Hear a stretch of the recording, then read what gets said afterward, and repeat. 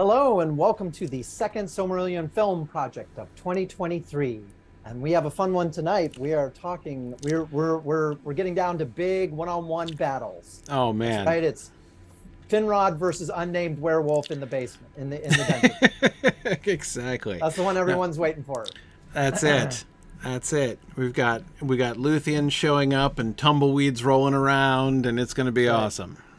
And then the nuclear meltdown of the This episode has it all. Explosions.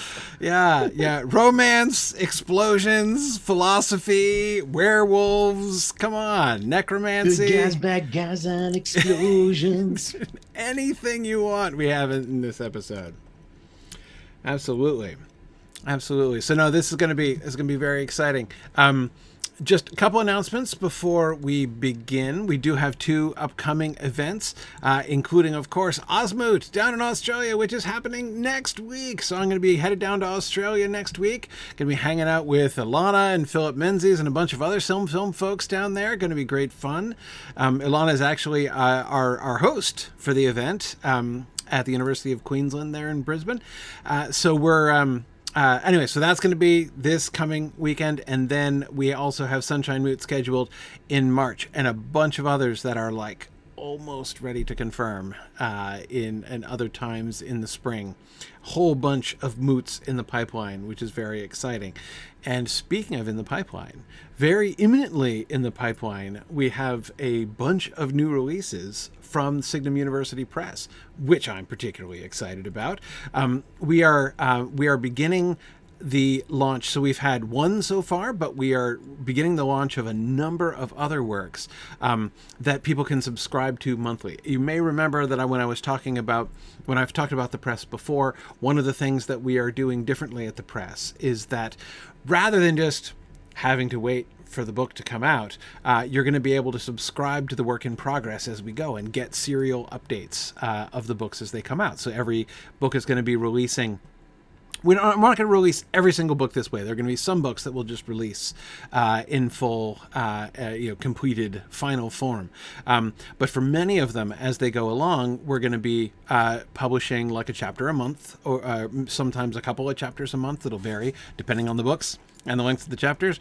Anyway, that's going to be coming, so you can subscribe to get early access to these books, and also, of course, get to support the author of the work as the book is being written, which is... That whole relationship is really cool. I have loved so much what we've been doing so far with our author circles, and now with the subscriptions really coming to the release point. My book is going to be released in subscription starting next month, so you can get chapter 1 of my new book next month, and then chapter a month thereafter. So that has been... it's been really exciting to see that has been building for a while, and we finally have come to that release point. So I have more information on those things. The kind of we're flipping switches on those right now, but you can go to the Signum University Press website and find more information there. You can also go to BlackBerry.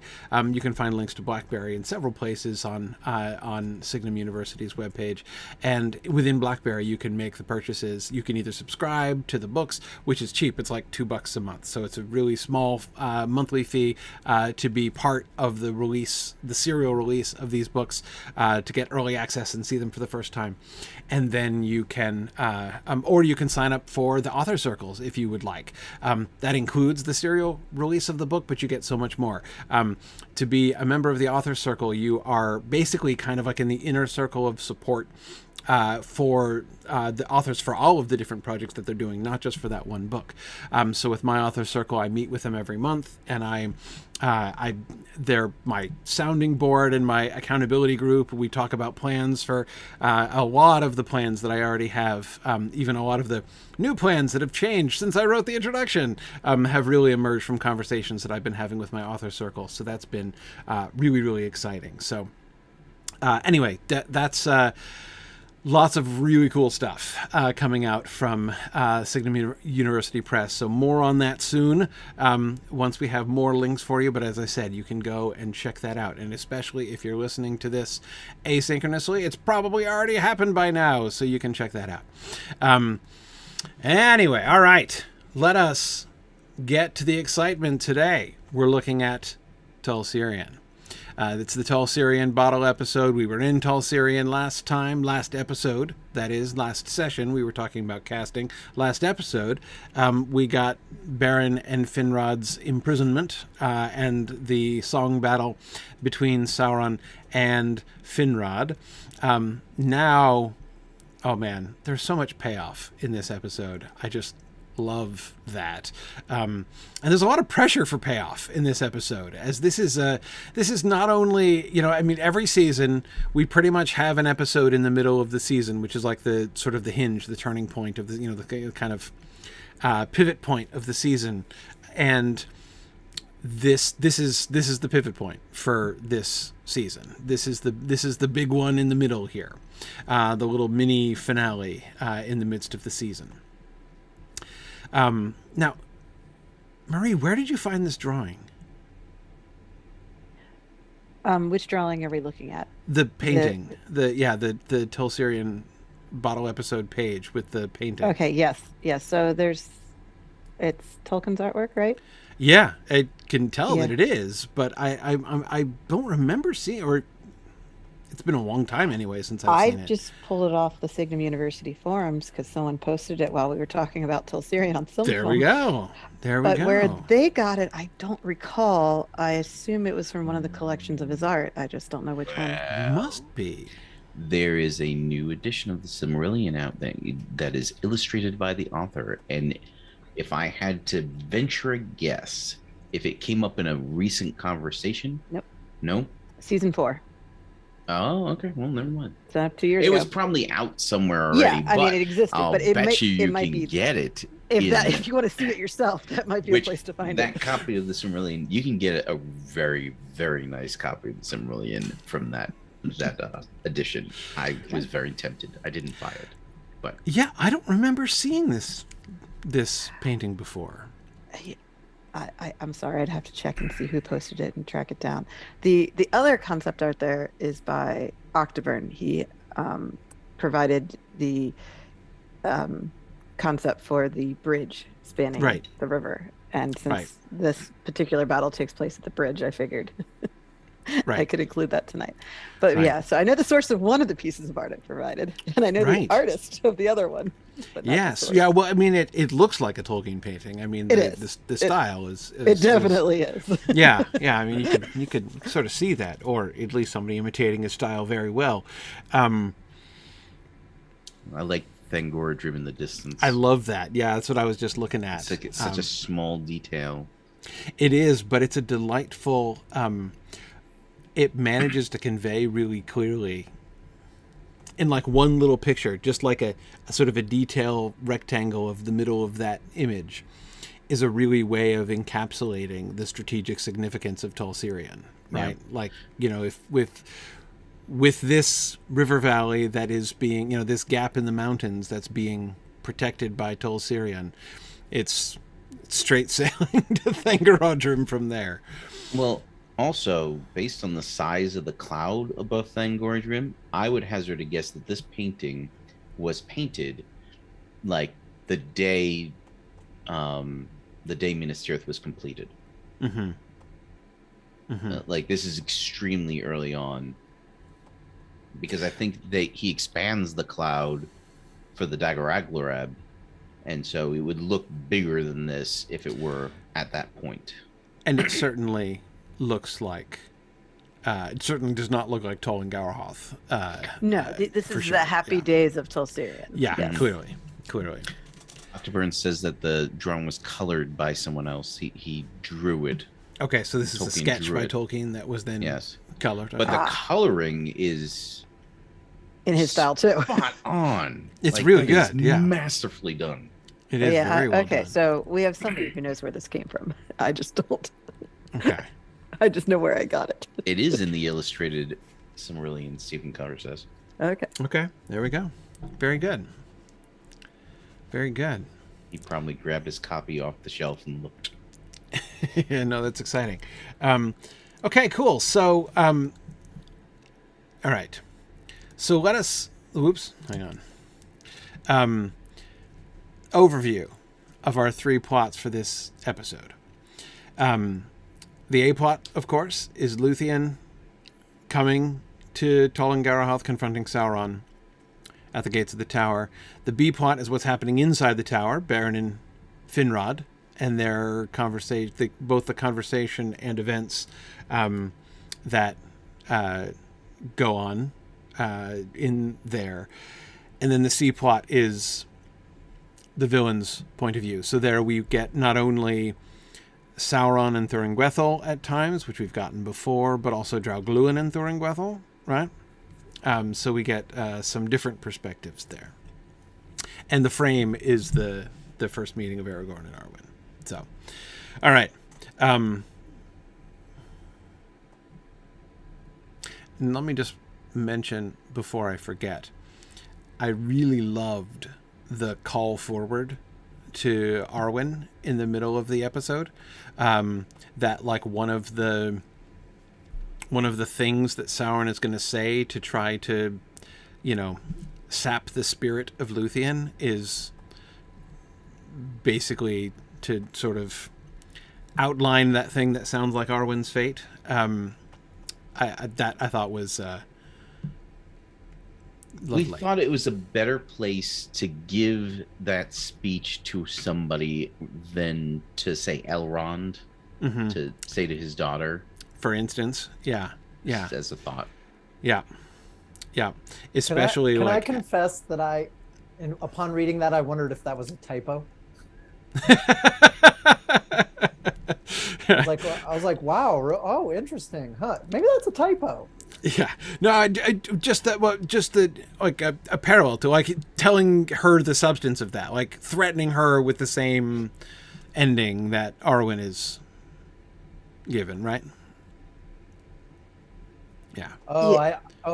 Is that what we're implying? He's not like saying like someday you'll have a. Yeah, I have to admit, when I saw it in the outline, Dave, I did a double take like that too, and I'm like, wait, okay. What? He like Sauron knows what's gonna happen to Arwen, but then I figured it out. Yeah. Okay, sorry for the confusion. Yeah, so we take the notes live during the script discussions, right? So some things seem to make a lot of sense in the moment that might not make sense after. No problem. And what Nick brought up was I can't stand some of the characterizations of Elrond in the Peter Jackson films because he seems like such a terrible dad. Yeah. And I realized why they did that with his character. I realized what the point was and everything. But it's still sad. It's like, but Elrond's kind of summer. He wouldn't be like this. Totally spent an hour and a half this afternoon talking about Elrond's characterization in the Peter Jackson movie On Other Minds and Hands. Just okay. So totally fresh in my mind this okay, issue. So, yeah. So you're remembering kind as summer until you ask for my daughter's hand. Yeah, something like that.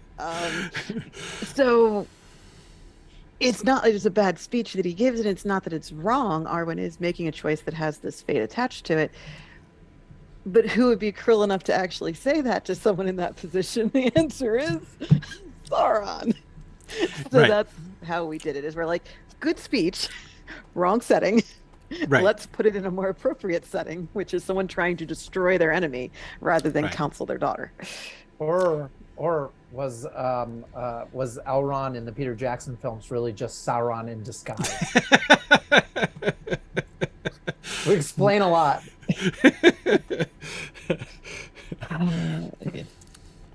I have to say, I emerged from my discussion of Elrond's character in the Peter Jackson films today with a much greater respect for what they're doing with his character in the film. But like, I get it. I know what they're doing. I just could not like parts of it, or not like the consequences of the choice. No, there are many parts of that middle bit that are pretty awkward. Yeah, sorry, Nick, go ahead. No, I was just gonna say, like, if I were to start, I wish I had time to do all these things. If I were to start unpacking the Peter Jackson films, I think that what would eventually be teased out is the absolute need to have resistance to the party in Rivendell, along with resistance to set up the resistance to Aragorn himself, right? But again, that is a function of the medium, which the medium being 3 extremely long movies, whereas we're telling an even longer movie, but that gives us the opportunity to do all of this characterization for Aragorn in particular up front, so that when we send him out, he is pitted against Sauron, not against Elrond. Not because, yes, he is pitted against Sauron in the end, but you never really see Sauron as Aragorn's antagonist. Like, I don't think that the film successfully tells you that. You know, no, like, Aragorn's antagonist is like himself for most of the films. Yes. Yeah. His past, his self-doubts. Yeah. Which works. And also his girlfriend's dad. And his girlfriend's... Well, you know, I don't... He's not so much opposition as, you know. He's an obstacle, to be sure, at least in the beginning. Except he's the one who turns the corner. Right. It's Arwen who saves the day, of course. Yes. In the end. Because she and convinces her dad who... Well, yes. A little assist on Galadriel's part, but whatever. Anyway, okay, we're digressing. The point is, Sauron can be cruel, seeing as how his name is Gorthar the Cruel. Exactly. Yeah. So I did love the way that was. I just wanted, because I might forget that detail. So since we're with the reference of the frame with the Aragorn and Arwen frame, I wanted to mention it while I was thinking about it. Okay. So let's talk about the A-plot. So, Huana's good at tracking and fighting wolves. Yep. But so the two of them track Huan. Huan tracks. They track Finrod and Beren to the tower, and then figure out that they must be in the tower, right? And I do like the. I of course don't insist on 0 dogfights on screen, but yes, the idea that rather than having to invent increasingly elaborate and heroic ways for Huan to kill wolfhounds without making it look repetitive, like they do in martial arts movies, instead of just like punching people, in the necks like dozens and dozens of times, we have to find new and creative ways to hit people. We don't need to do that with Huan, so we're keeping them from Luthien's viewpoint. As I was reading it, the image of just like a camera focusing on Luthien as she comes in, and just like the sounds, like the hearing wolves being taken down, like especially if this were in like theater sound, so that you would get it like coming from over here, and then you get it coming from like up in the front over there, and then back over here. Like Huan is everywhere, just like killing wolves all over the place. Is I think really eerie, actually. Yeah. And there's a kind of fun irony there, right? I mean, it's the island of werewolves, and the werewolves themselves are supposed to be like, they're wolves, but they're these like preternaturally powerful wolves, like in something like we get in the Fellowship of the Ring, and but they're being like out, not just out, but like that Huan is to them, the like this like divine avenger figure, who is just laying them low one by one and hunting them down. The way that the hunters become the hunted is just really fun. I think that's that worked well. I recall that when we got to the point where this particular action, this sequence took place, was actually really troublesome, because if we had arrived at it too early, now what happens? Like, how long do we string that out? Right. so we decided to have them, go past, to go around Tal and Garha, and then realize, oh no, they're there. They're in there, right? Mm-hmm. And of course, when all the werewolves are going down, that also gives away. It kind of gives away the game a little bit, because now Sauron and Dragluin, especially, know who's out there. Right. They don't have to see him. Right. But I saw that we kept the Huan is here moment, Yes. right? Yes. We kept the line. We Yes. changed the context. Yes. Right. Because, we didn't want it just to be Dragluin's like dying words. Right. Mm-hmm. Instead, it's a kind of relished statement, like, yes, Huan is here now. Now I get my moment. Right. Because the prophecy has been spoken on screen, not recently, like it was the end of season 4, and they've seen each other in a battlefield situation before, from opposite sides, obviously, but never actually got into contact. So the anticipation from Dragluin's side is, I'm the one who's going to take Huan down, and we wanted to show that he knows that Huan's there and he wants to do something about that, right? Like, he has every plausible reason afraid to believe that he's the one. Yeah. He's the greatest werewolf that he knows. He doesn't know that Morgoth is off raising Neo in his basement. Exactly. He's got he's the father of werewolves. Who else would it be? Exactly. Right. He's the first one. And so so we just kind of wanted to use that line to show his anticipation of the fight, rather than to show his death. Yes. He's off to meet his destiny, which turns out to be true, but not as he expects. Love that. It's a really fun reversal of that line. Like, you keep the line, but you reverse the line, but you don't change fundamentally what happens. But I like that a lot. Tell me about the role of the conversation between Dragluin and Thuringwethel beforehand. Like, we get that one scene, right? It's just the one scene of the two of them kind of so we needed a mystery, strategizing, but okay. We needed a mystery for the villains to be solving, and it can't be, gee, who do you think that elf lord that just fought Sauron is? Because pretty sure he's Finrod. Like, disguise is gone. It's Finrod. Like, we know who Finrod is. We know what he looks like. Right. So that mystery was resolved in the last episode, essentially. So now the only question that remains is, well, what was Finrod doing? Right. Why was Finrod and 10 guys from Nargothrond trying to sneak past them to go to Angband? Because the orc story was, we don't report in here, we go to Angband. And they're like, what are you talking about? Right. So, like, what was Finrod up to? And they never really figured it out, and none of the elves are talking.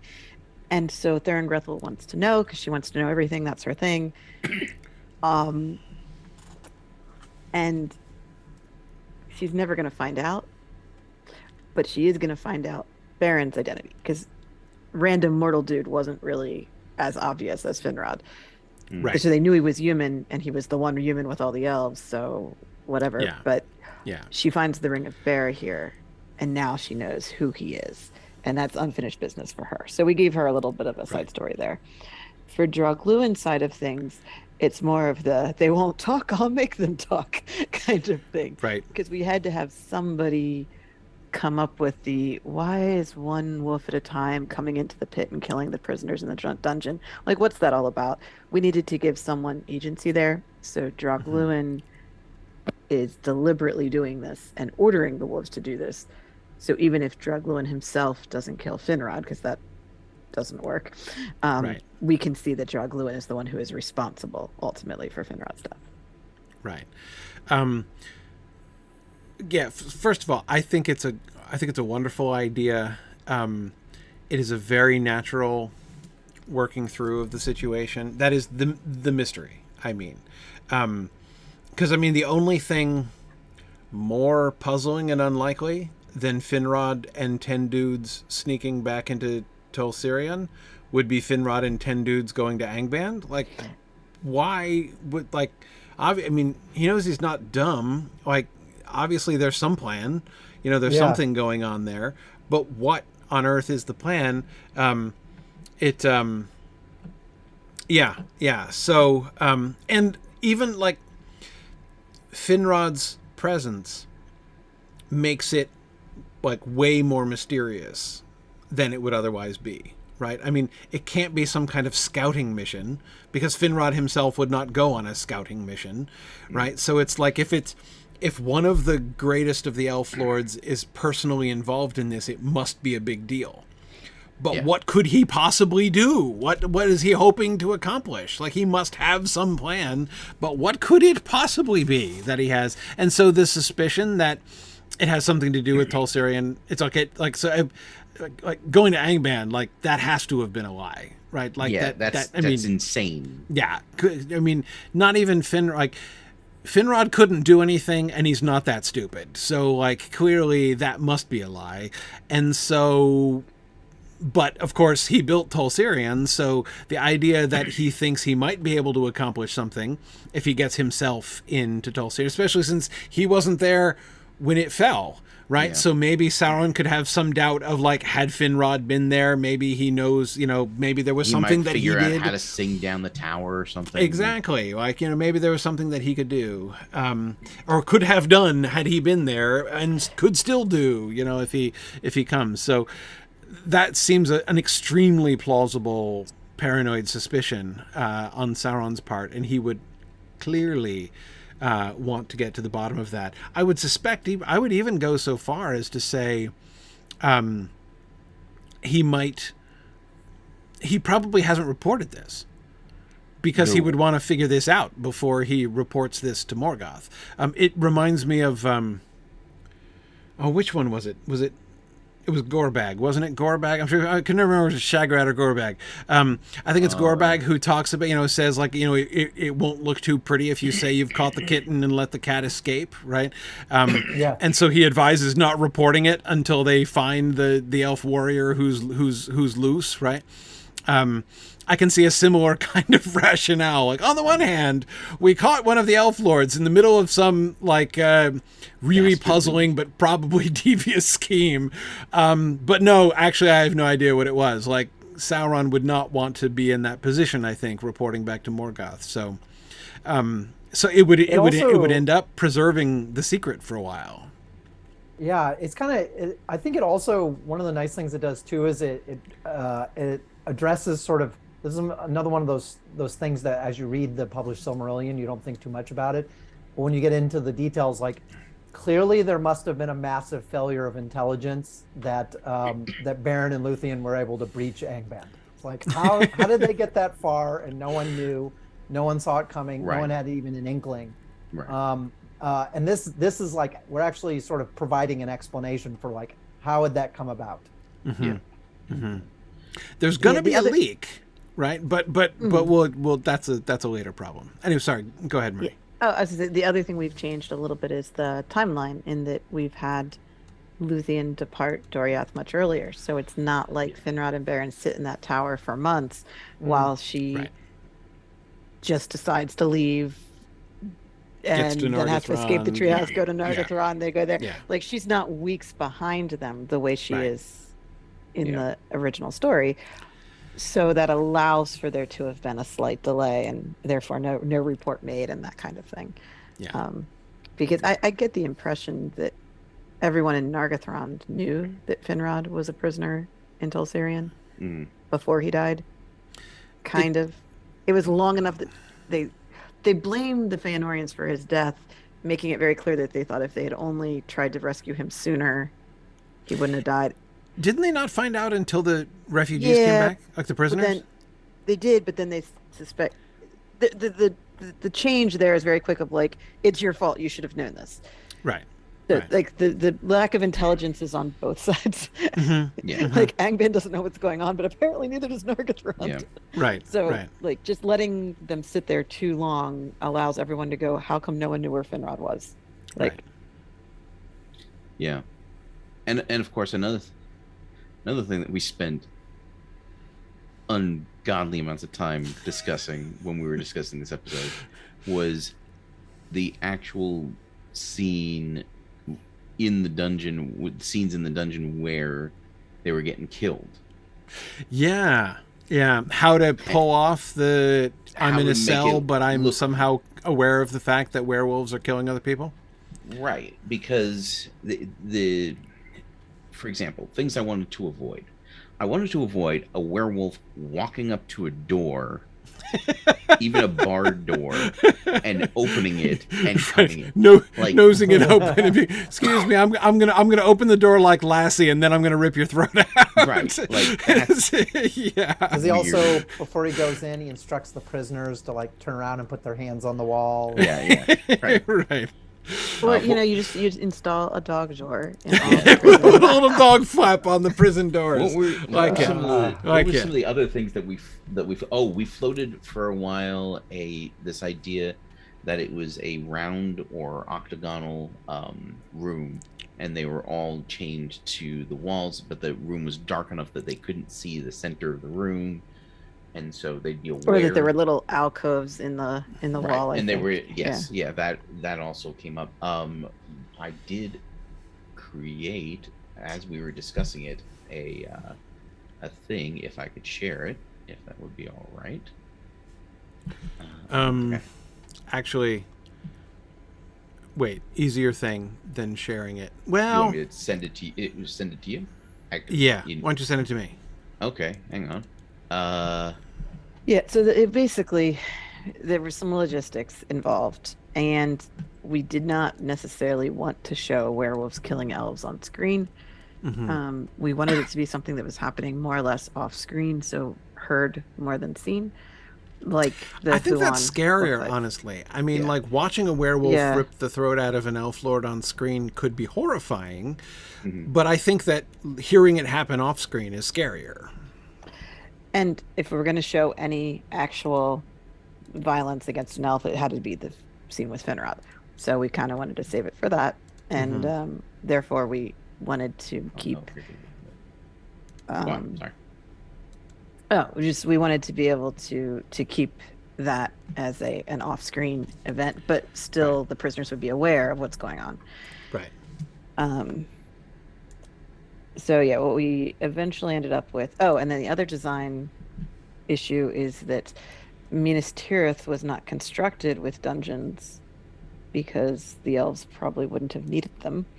So it had to have been something that was converted into a dungeon. So putting that all together, we decided that there were grain storage bins in the floor that were then converted into oubliettes that werewolves could jump into and jump out of. Okay. And you put at most 2 guys in each one, and they're big enough that you can chain them to the wall so they can't get to each other to help each other out. But there's only 2 guys per oubliette. So, Nick, you made a Roll20 map of the Dungeon of I did. It was because I was doing it as we were talking, and it was the fastest way I could. Okay. I could kind of create it.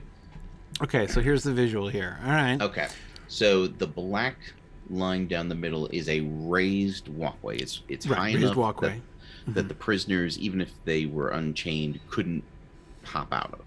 Yeah. Right.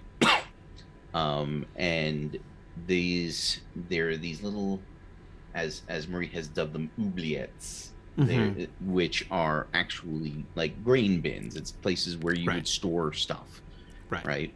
But it's fantastic for keeping people imprisoned, someplace where you can see them, and it's great for a werewolf to kind of prowl down the line and jump. They can jump down into any of them, yeah. Right. Kill, dispatch one or more of the prisoners if they want and jump back out. and the people down there would be well aware of what was going on because they'd see the wolf go by and come back dripping with blood or whatever, and they'd hear the screams from right across.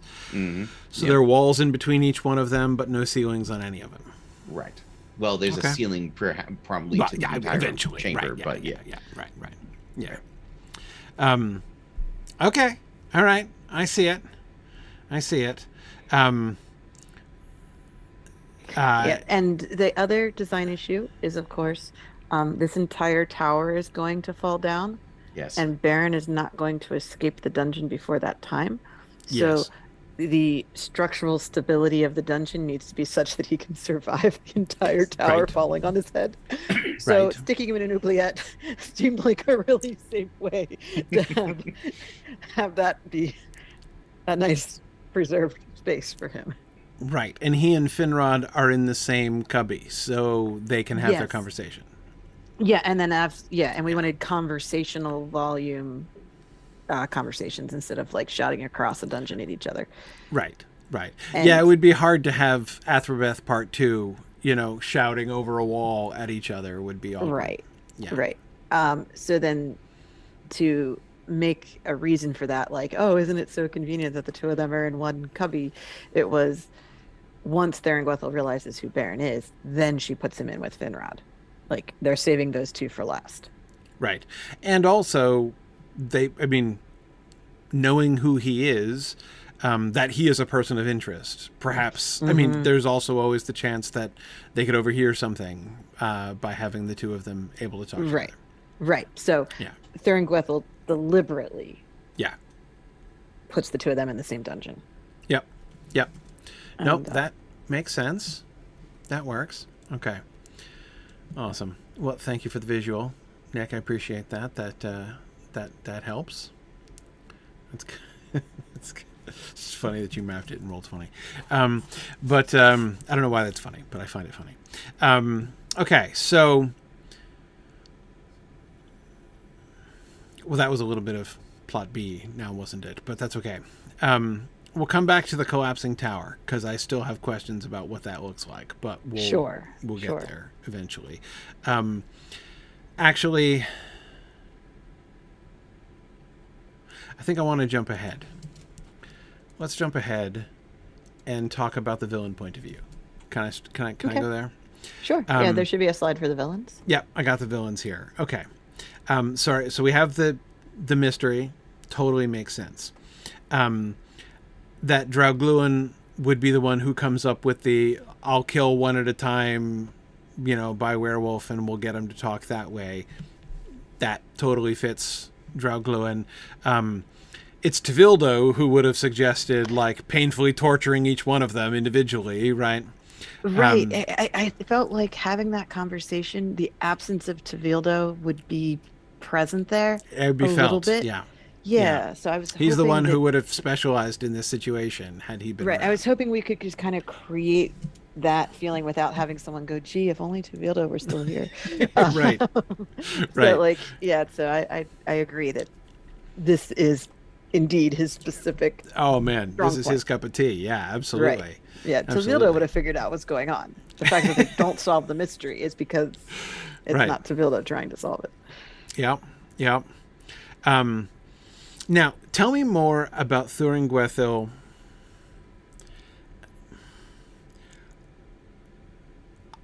What's her reaction to realizing Baron's identity? She would certainly know about the ring because of her time in Dorthonion. And sure. Here's the reason I'm asking is that her own relationship with Dorthonion and the outlaws there is kind of fraught, right? I mean, on the one hand, that was her job. She almost completed it, right? She took out all of them except this one. So on the one hand, look, what a satisfying opportunity to tie up a loose end from her past, right? But at the same time, she was like not happy about being sent there. Yeah, there's a few things. Is that we've subtracted out the 4 years of Baron as a lone outlaw in Dorthonion. Yeah. So it's very likely that Thorengwethel never knew she missed one. Ah. She got the news of where the camp was. She hit the camp. She killed them all.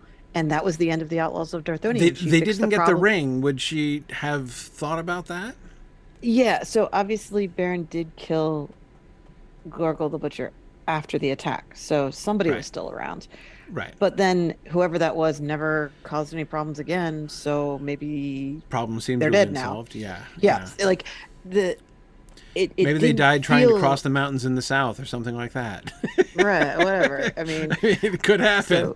So, yeah, Darthonian's a dangerous place. He didn't make it. He was by himself, like whatever. But I don't think she left Darthonian feeling that like there were loose ends there, or that she didn't finish her job, or that she was unsuccessful. She left feeling, I was given a job. I did my job. Everything worked out great. Here I am coming back. I'd like my reward now, please. My pat on the back for having done this great job. And everyone's like, yeah, okay, you did your job like you're supposed to. Yeah. Like, what? Right. So she was disappointed. She felt unappreciated or unrecognized for her efforts, because she felt she was quite clever with the whole Shade of Islanel thing. Like, right. You know, Gorgle was there trying to root out the humans and hadn't succeeded, and then she shows up and boom, they got him. Takes care of business. Yeah. Right. Yeah. So she had one opinion of what she did as a job there. Her boss didn't have the same opinion, because he never cared about Darthonian. He sent her there to take care of a problem. Right. He was pushing that job off on her, not something. It wasn't his goal. Exactly. So it was never part of his big plan. So now that she finds that not only did she not get recognized for it, she didn't even finish the job, because one of the guys is still alive and clearly still involved in some mission involving Finrod and maybe retaking Tolthirian. Who knows what they were up to. Now she knows she has a loose end. Now she knows there's more of the job to do. I mean, I've got to think that this has got to really burn her biscuits, doesn't it? This whole thing. I mean, it's especially since, like, on top of that, as you say, it's not just that he survived. It's not just that it turns out like, oh man, it's kind of embarrassing. Like, I didn't even finish the job as well as I thought I did. But he's apparently part of some, like, mysterious plot that she doesn't know about. Right. So, like, and which, like, arguably somebody could say she should either have known or even have prevented if she'd done her job properly the first time. I mean, at least that's kind of out there. That the potential of that is out there. So is this just going to motivate her? Is she going to be, is there going to be a lot of, like, aggression? I mean, she just want Baron dead. Is she going, I mean, how is she, I'm trying, I want to make sure that we know clearly how she's going to respond, and then how that leads her to act in the way that she acts. Don't we have her put him in the eat last pile? Yes. Yeah. Right. So that's essentially the idea. This is another person she needs information out of, because he's supposed to be super dead. Oh, right? Eat him last. Okay, right. Yeah, sorry, I was misinterpreting your. Yeah, that's why he's in Finrod's oubliette. Yeah, yes. yeah. Right. He doesn't start out there, if I recall. But once she realizes who he is, that's where he gets dumped, so that, you know, like, we have more time to kind of work on his psychology a little bit. But I don't remember. Did we have them actually ask them anything? Well, there's not much time. Right. Yeah, Well, there isn't. That's the problem. We get the impression that she has every intention of questioning him later. So the Draugluin plan of kill him one at a time is to get the elves to the point of realizing, oh, we have to cooperate or we die. Then she'll go question him, with the implication of, if you don't say things I like, obviously I'm going to feed you to a werewolf now, so figure it out. So she just never gets to do that because Huan and Luthien show up. So, like, her plan gets cut off here. Right. But she basically is taking the lead on the or planning to take the lead on the interrogation? Can we give some kind of ominous hint that she has some kind of horrible plan that she is going to perpetrate on Baron and Finrod to get them to talk, but we don't ever find out what it is? Yeah, I'm fine with her implying things that she has planned that never come to fruit here. Mm-hmm. Mm-hmm. Yeah. I just, one of the challenges here is that we have very little time, especially like backstage with Thor and Gwethel, right? Right. And yet there are a number of things that need to be done in this Thor and Gwethel's final episode, right? Apart from merely like having her die, and she gets a death scene with Sauron, right?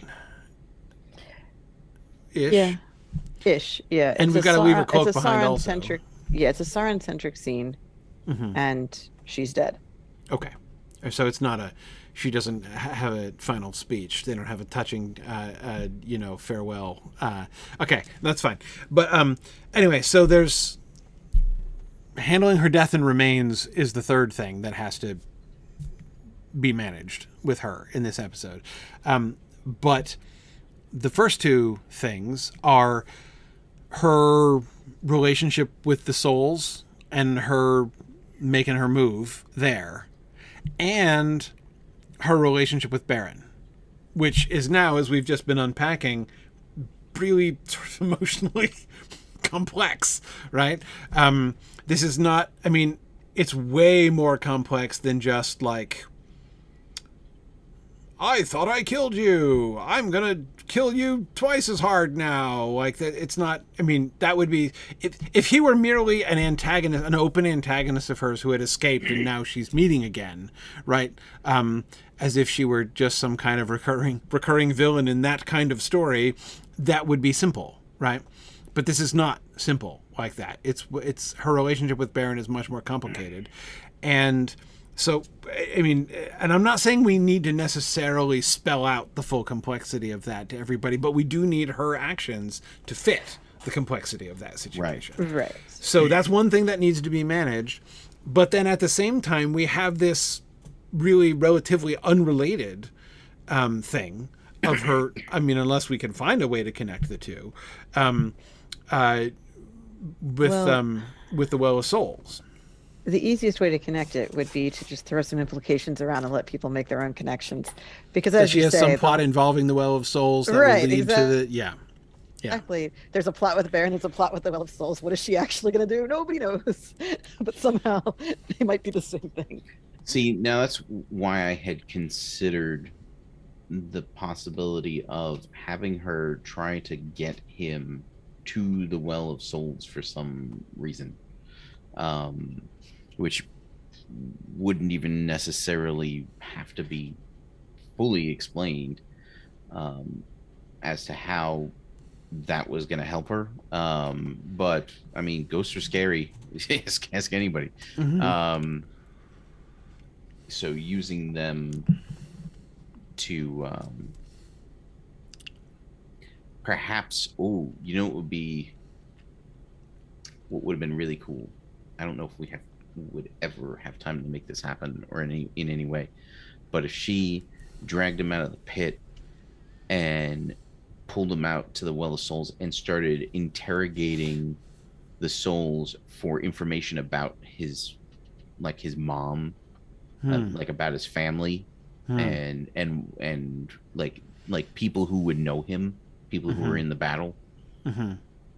So something like that, perhaps. See, one of the things that I'm thinking of here is that this also, that is the idea of her in some way using the power of the Well of Souls as an instrument of solving the mystery, right? Of doing the interrogations and solving the mystery. Like forcing him to give up information, like trying to force him to give up information by interrogating somebody else.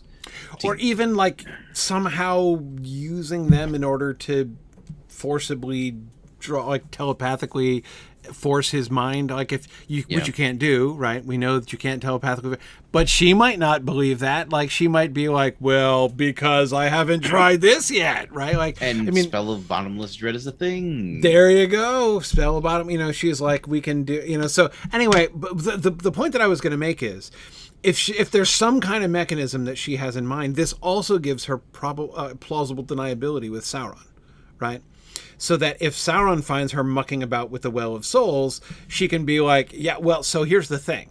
I had this brainwave about solving the mystery, which I'm supposed to do, and so that's what I was totally not trying to seize control of the necromantic power for myself in order to supplant you or anything. That's absolutely not what is going on here. This is me doing my job, which seems like the kind of thing.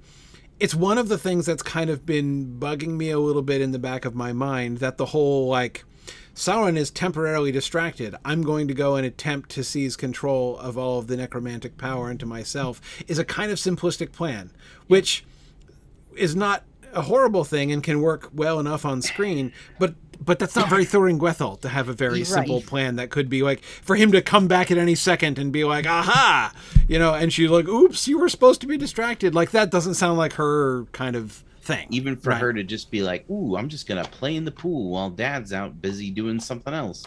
Right? Like, because, I mean, like, that could be a thing that she was doing too, but that's still... Yeah, it's not. Whereas if we do, not only do we manage to integrate those two stories, the stories of her interrogation of Beren and the story of her tampering with the Well of Souls, which is good. That is, the integration of those two things is good.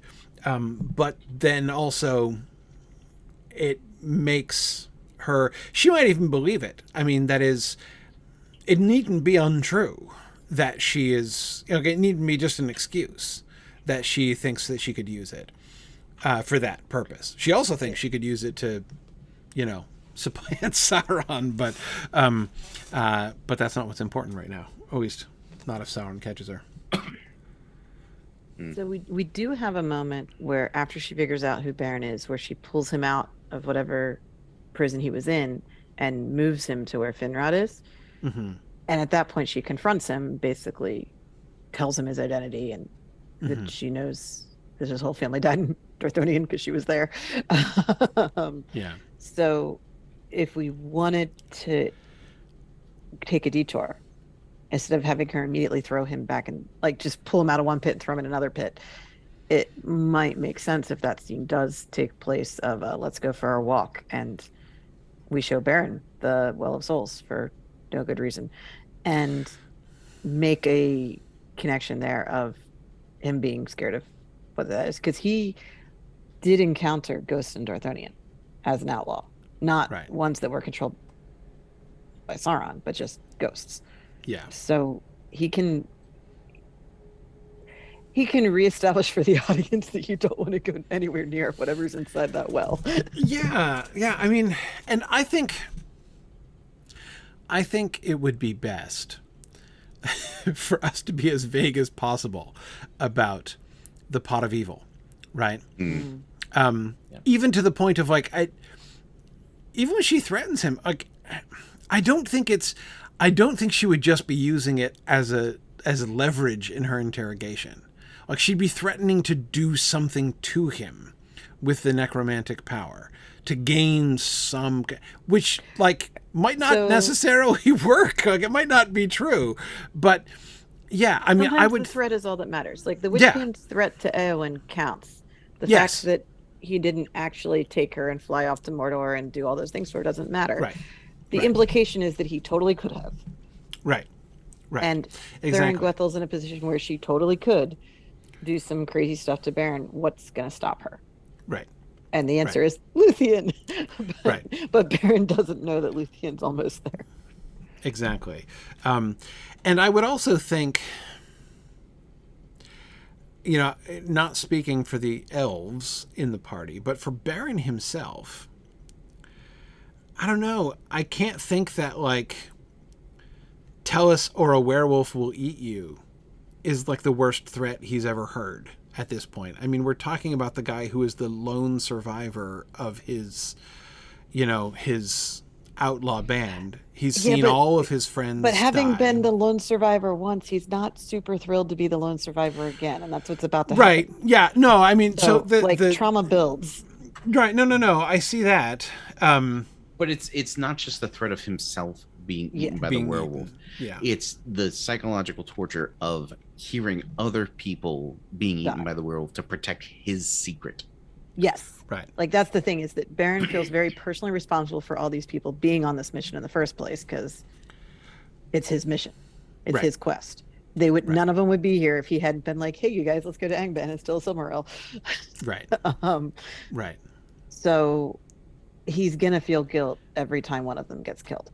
Mm-hmm. And that's what she's using. Like, that's why you're not just killing them all at once, or saying, stand here and tell me things, or I'm going to kill somebody. And there's space and time in between the deaths to drag out the impact. But of course, we realize that what we're doing here is setting up a parallel scene of Thurin-Gwethel and Beren and Sauron and Luthien, right? As Sauron is tormenting and tempting Luthien outside, tempting her to despair, tempting her to, we have Thurin-Gwethel now. We're now positioning Thurin-Gwethel with Beren in an exactly parallel and intriguingly mirror opposite sort of situation. Right. Well, she's trying to make him, well, not she's not trying, because she doesn't know, but she is in effect making him question whether or not it was worth going on this quest in the first place. Yeah. Because here he's about to get a bunch of people killed again.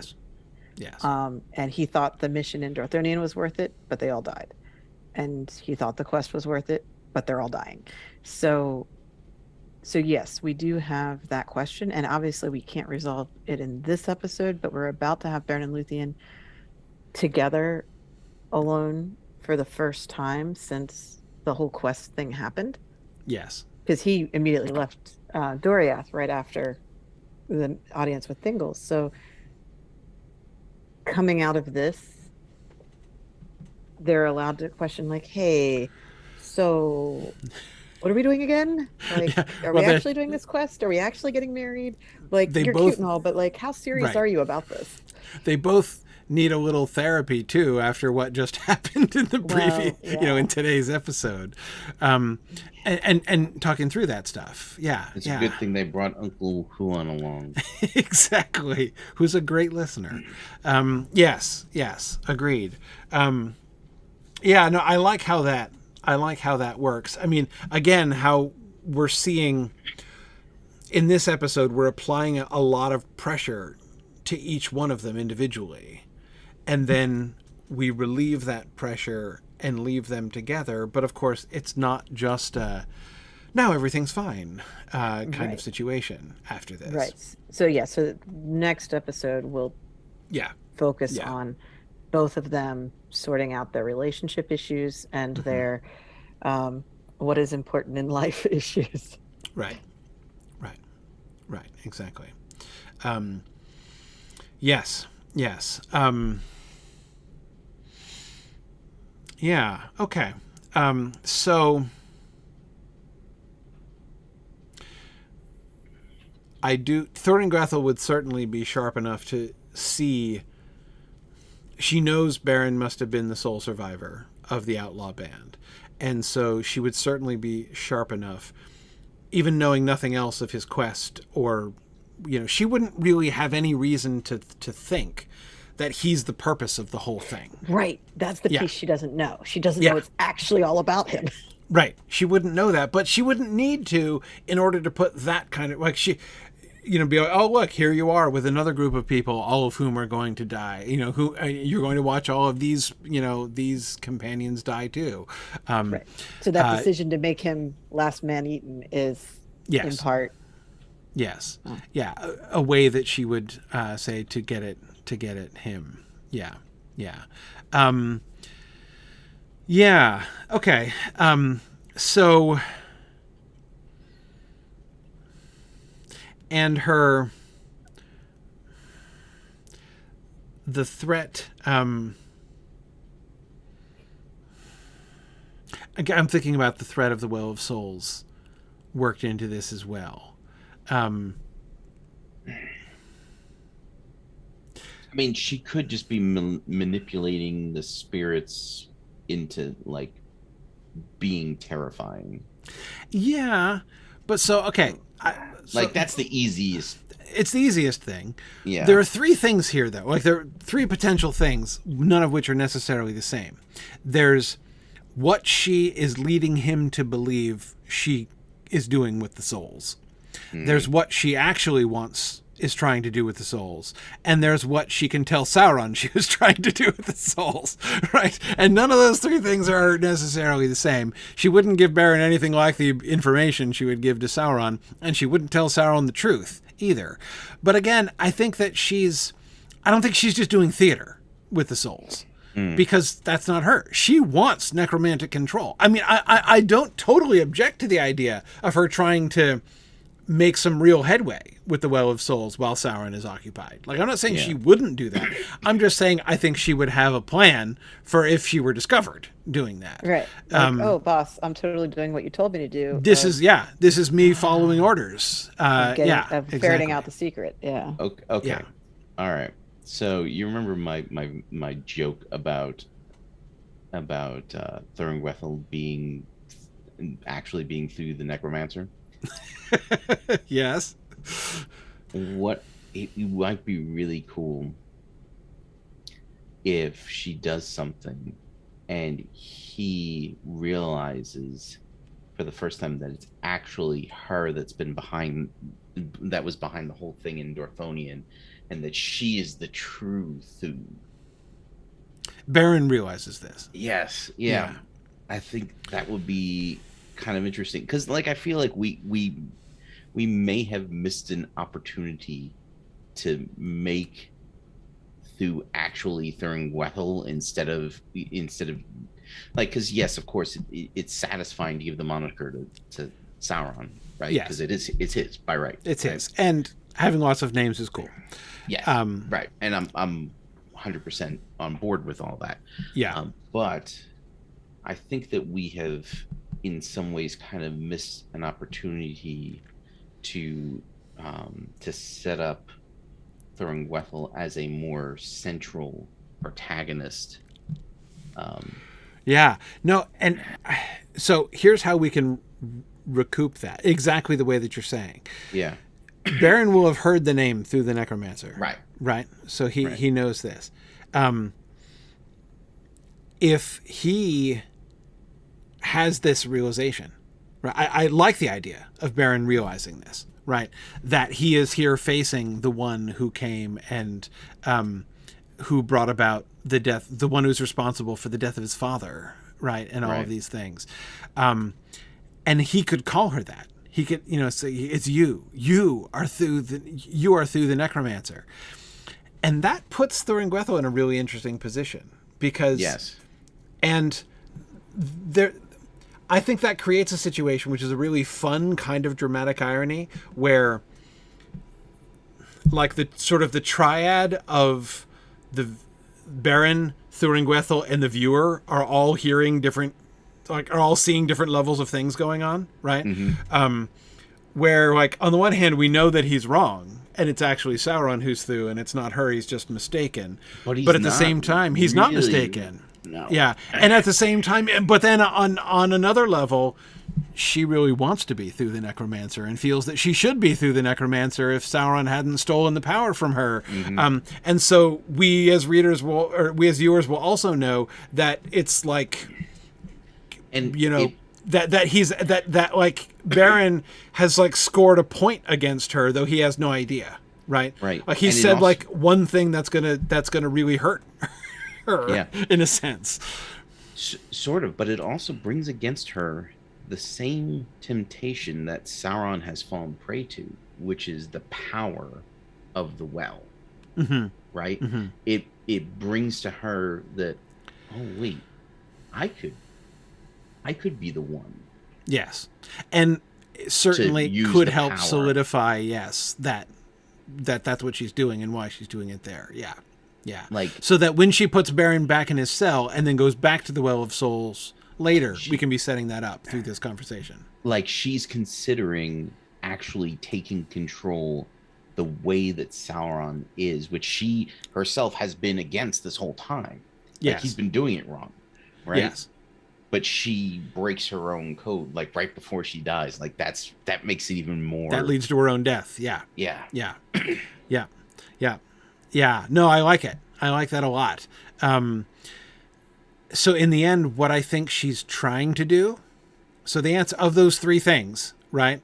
The thing that she's really trying to do is hijack the Well of Souls and break its power away from Sauron and bring it under her own control. That's what she's actually wants to do. Now, the danger of this is if she is doing something and it takes away from Luthien's victory. So, like, we want to avoid that, obviously. Yeah. No, I think that's okay. I'm anyway, not worried about that. No, I'm not worried about that either. Because she's going to die when the Well of Souls explodes. Yeah. Right. So, like... Yeah, she's going to fail, and the failure is going to lead to her own death. Yeah.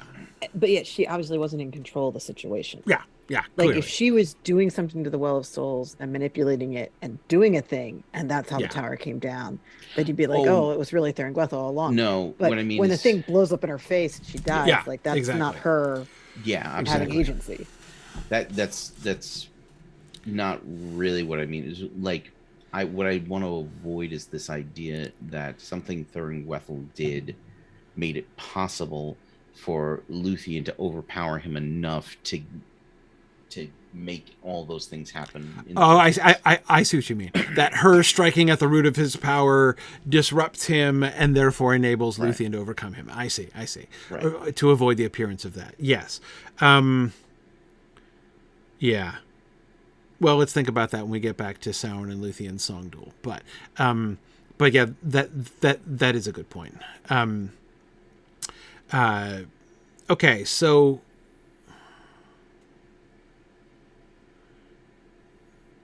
what she's actually trying to do is hijack the Well of Souls. What she would tell Sauron she was doing was tapping into the necromantic power of the Well of Souls in order to divine the answer to the mystery. Because divination by the dead, that's what necromancy means, right? You know, and so she could say that she had,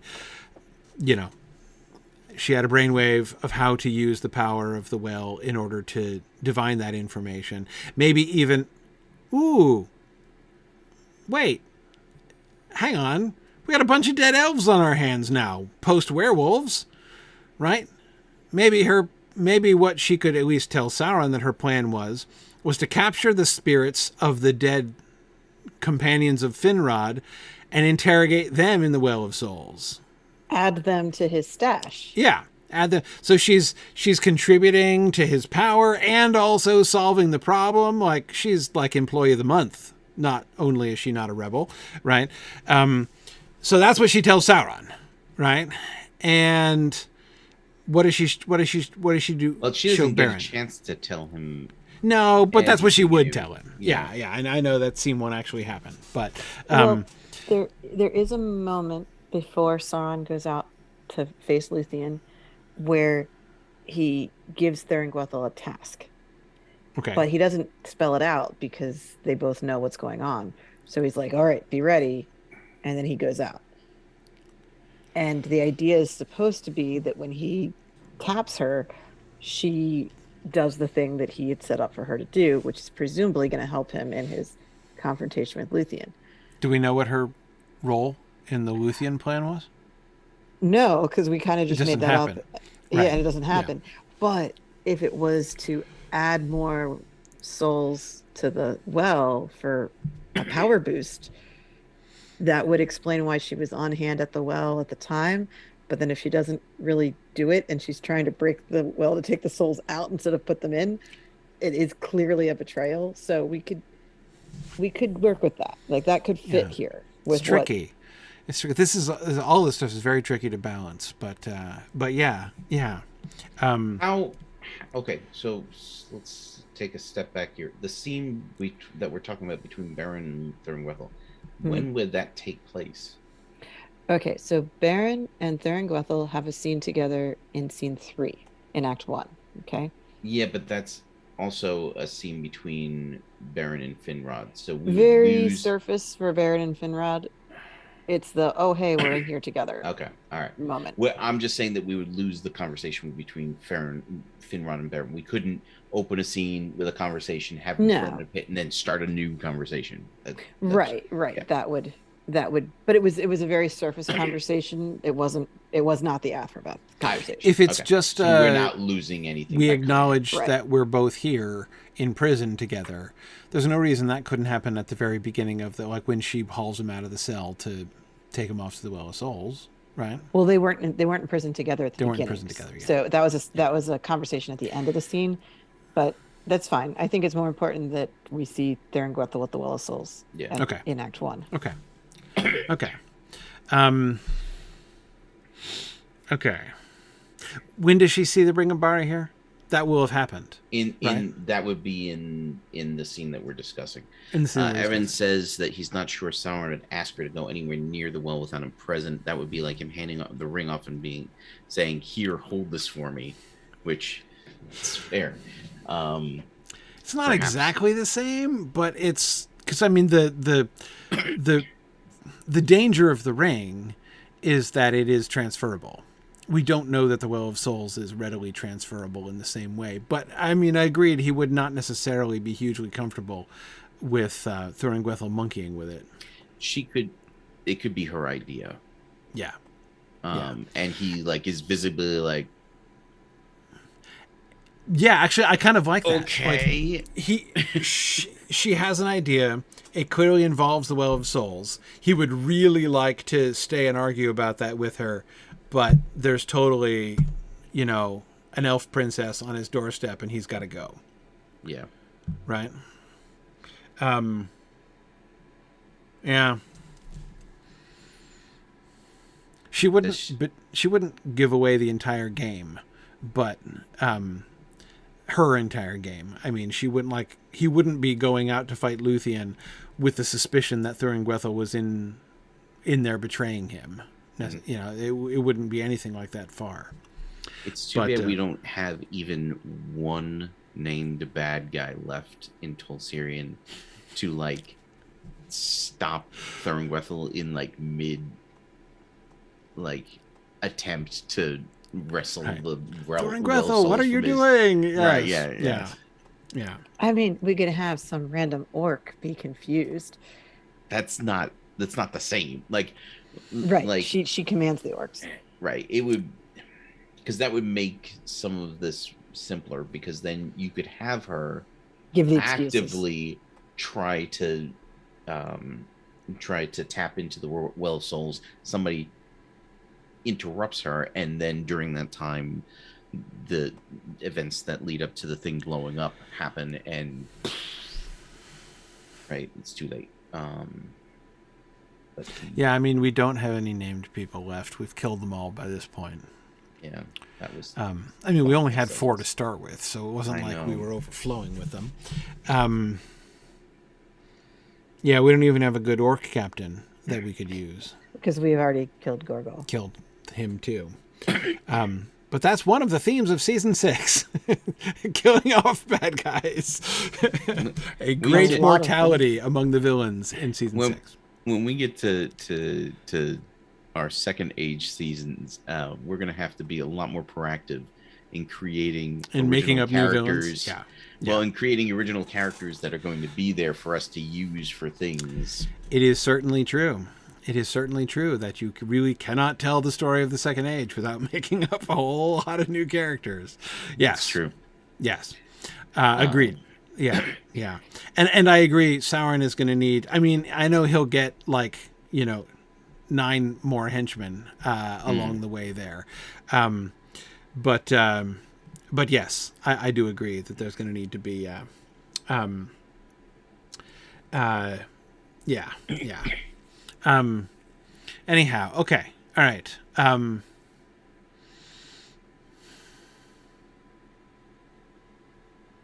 Well, I'm not going to worry about it too much. I think we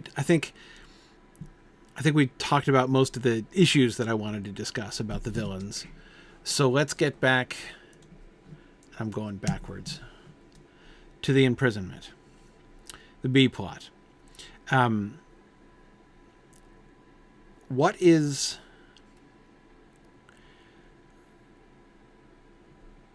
And let's do that backwards too.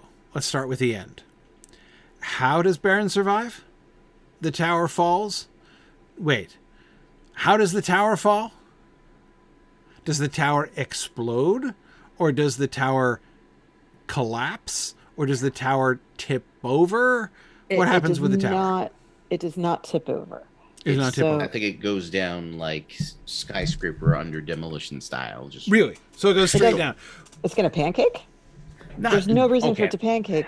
All right. It's a stone tower. Well, yes, but what I'm saying is that the things fall down. Right. Yeah, okay. Yeah, instead of exploding out. Yeah. But the idea was... The stones are not flung. They fall off. They fall. Yeah. The idea was that while Sauron is in control of the tower, there would be some indication that he's using the Well of Souls to fortify it in some way, so that there'd be like evil green glowy light or whatever throughout the tower. And then when the Well of Souls is broken open and all the souls escape, that light would fall away and the tower would come down. Right. So there could be a minor explosion and then the whole thing comes down. Right. But the whole tower doesn't like just... Right. It would just... Right. We don't... Yeah, like they don't find stones from Tall Syrian 3 miles away or something like that. Although that would help solve a little bit of the problem of how A, Beren survives, and B... he could be found. He could be found if the entire tower isn't on top of him directly, if a lot of it is out there somewhere. Yes. Search and rescue crews combing through the ruins for 3 weeks. Not good theater under these circumstances. Turns out, no. Yes. Right. So yeah, we do need Luthien to find him, which means he can't have a lot of rubble on top of him. Which is why I kind of had been thinking explosion, and I don't mean like, big ball of flames or anything like that. But I was so first of all, the tower takes off like a rocket ship and leaves, and no. And so the oubliettes are like right underneath it, and Baron's just sitting there looking up at the sky. He is sitting looking up at the sky. That happens, right? Yes. Right. So, when you want to blow up a mountain to build a road or something, you obviously set the charges, and then inside the rock, and then the rocks blow out, and it's very fun looking, and you can make it into construction videos for small children. Right. That I've maybe seen way too many times. But sorry, Road Construction Ahead is a really good video, you guys. Yeah, I believe it. And it's about building a highway in Rhode Island. But anyway, the idea of an underground explosion blowing out the side of a mountain, if we used that as the model for the Well of Souls in the basement, when the pit of evil self-destructs, I mean, I don't even know what's happening to it, but right, the souls have to come out, and that could be the release from bondage that's the core there, right? Yeah. So there could they're be being released. They're being released. The very power targeted. Is being released. Yeah. But it's like I want it to be an underground explosion kind of thing, which is what made me think of the blasting rocks. Right. Where you set the charges in the rock. Right. Yeah. So a largely upward oriented explosion from a place that is situated near the level of, but not right under or on top of Beren, seems to me like a pretty good way to like blow out the tower like peeling a banana, and there you are staring at the stars from the oubliette afterwards. Whereas any other kind of mere collapse, is going to end up with, even if you can successfully avoid making it, seem probable that he wasn't crushed by the rubble, He's still like under the rubble. It would be a freak happenstance that it all happened to fall somewhere. Whereas again, like if it's blowing out, whereas again, I don't need a Hollywood explosion, like we're blowing up a building. I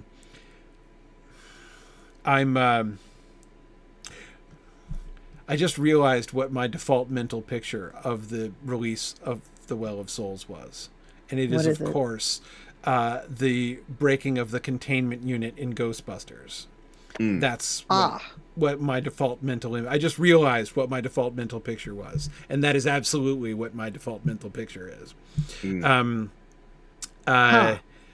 Yeah.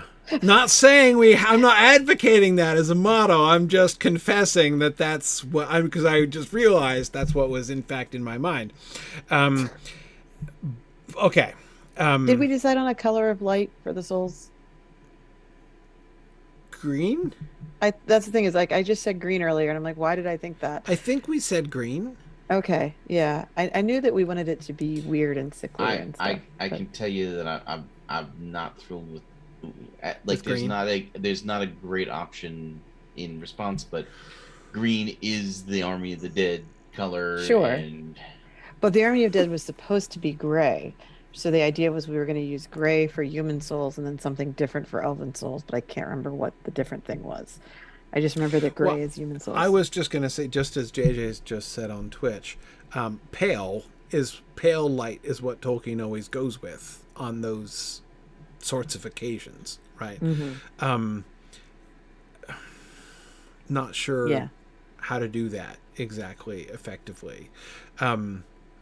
It's hard for a light to be both pale and also bright, which it would need to be in an explosion. Yeah, pale is kind of the whole idea of the pale light is that it's kind of wan and to use another favorite pink? Tolkien word. Why would we want it to be pink? Not like hot pink, but like just a pinkish rose. Shade. Yeah. So that it's something a little different. I think that's a little too different. It would be cute. Wouldn't it be cute? We wouldn't want the pot of evil to be cute. I don't know. I think there's a Stephen King book called Rose Madder. I have no idea what it's about, but I'm pretty sure I saw the cover once. And in Stephen King, he probably doesn't make it cute, but... Probably. That's my guess here. Yeah, but I'm pretty sure I have no idea what I'm talking about there. Yeah. Well, anyway, hang on. We'll come back to the color. So, back to the explosion. But explosion. We can have an explosion. Okay, so the power of the Well of Souls is broken. And when the power of the Well of Souls is broken, all of the souls are themselves released, and the power which had been harnessed from them is released all at once. So, qua sudden release of power, an explosion of some sort seems indicated to me.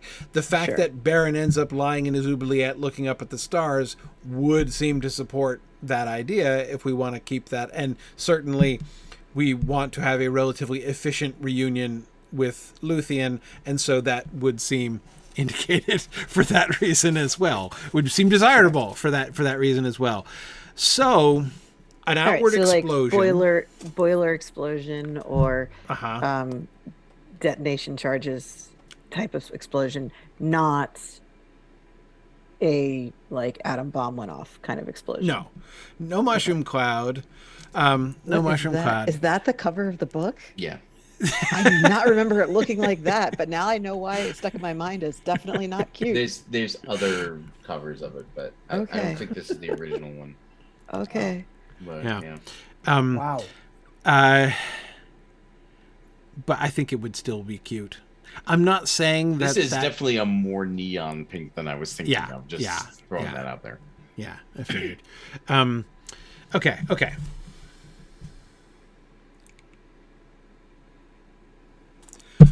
Because now we're going to discuss lightsaber colors at the next step, because that's where we go from here, is lightsaber colors. I was hoping to avoid lightsaber colors, but okay, hang on. All right, so the tower blows up, falls outward vaguely. My banana image before is that like the tower's not tipping over, but if the well is in the middle of the bottom of the tower, outsides of it, and it just like blows straight up into the sky, such that we can see from the outside. Luthien sees, in fact, so it's not exactly a mushroom cloud, but it's the souls escaping, right? And then the now hollow-ish tower, right, just kind of collapses, but it collapses outward, not down or inward, so that again there's Baron, who is Ironically, this is an explosion that you actually want to be near ground zero of, because it doesn't explode where it just blasts up, and it's not even just a blast, right? I mean, it's not like it's just a purely physical it's escaping explosion. Energy, and you don't want to be in its path. And you don't want to be in its path. Exactly. So if he's in his little oubliette, he's not in the path. He's going to go, well, is he not? Because if he's above it, he's going to go up and then he's down. not above it. That's the whole point, is that the grain storage is under a certain level, right? You've got your passageway across it, right? Okay. Obviously, Thuringwethel's got to take him to the Well of Souls. She's going to stay on the same level. They're not going to go up or down to get to the Well of Souls. Then when she brings him back and puts him down into an oubliette, when it blows up, it's not going to get him. Yeah, he's not he's like sitting next to the monster laser that's firing off, basically, which is so long as the laser apparatus itself does not explode. What color is the giant laser that is going off? Because I'm pretty sure we're back to Star Wars references again. Okay, so hang on. It's not a laser. It's a little light bulb that blinks. I have an idea, Nick. I've got an idea. Okay. Let's. Why not both? Why not both? Why not have the light change color when the souls are released? So that when they are encased in the well, when it's a pot of evil, it's a sickly, horrid looking color, which is why I think we were all kind of thinking a sickly green. And then they're released, and now we're a beautiful rose pink light as we go off into the atmosphere, and that's because now they're free. This is not sunset. There we go. Yeah, and then they sunset mushroom cloud. Then they redshift as they exactly. Except it's not a cloud. No, I mean there might be a certain amount of debris, but yeah.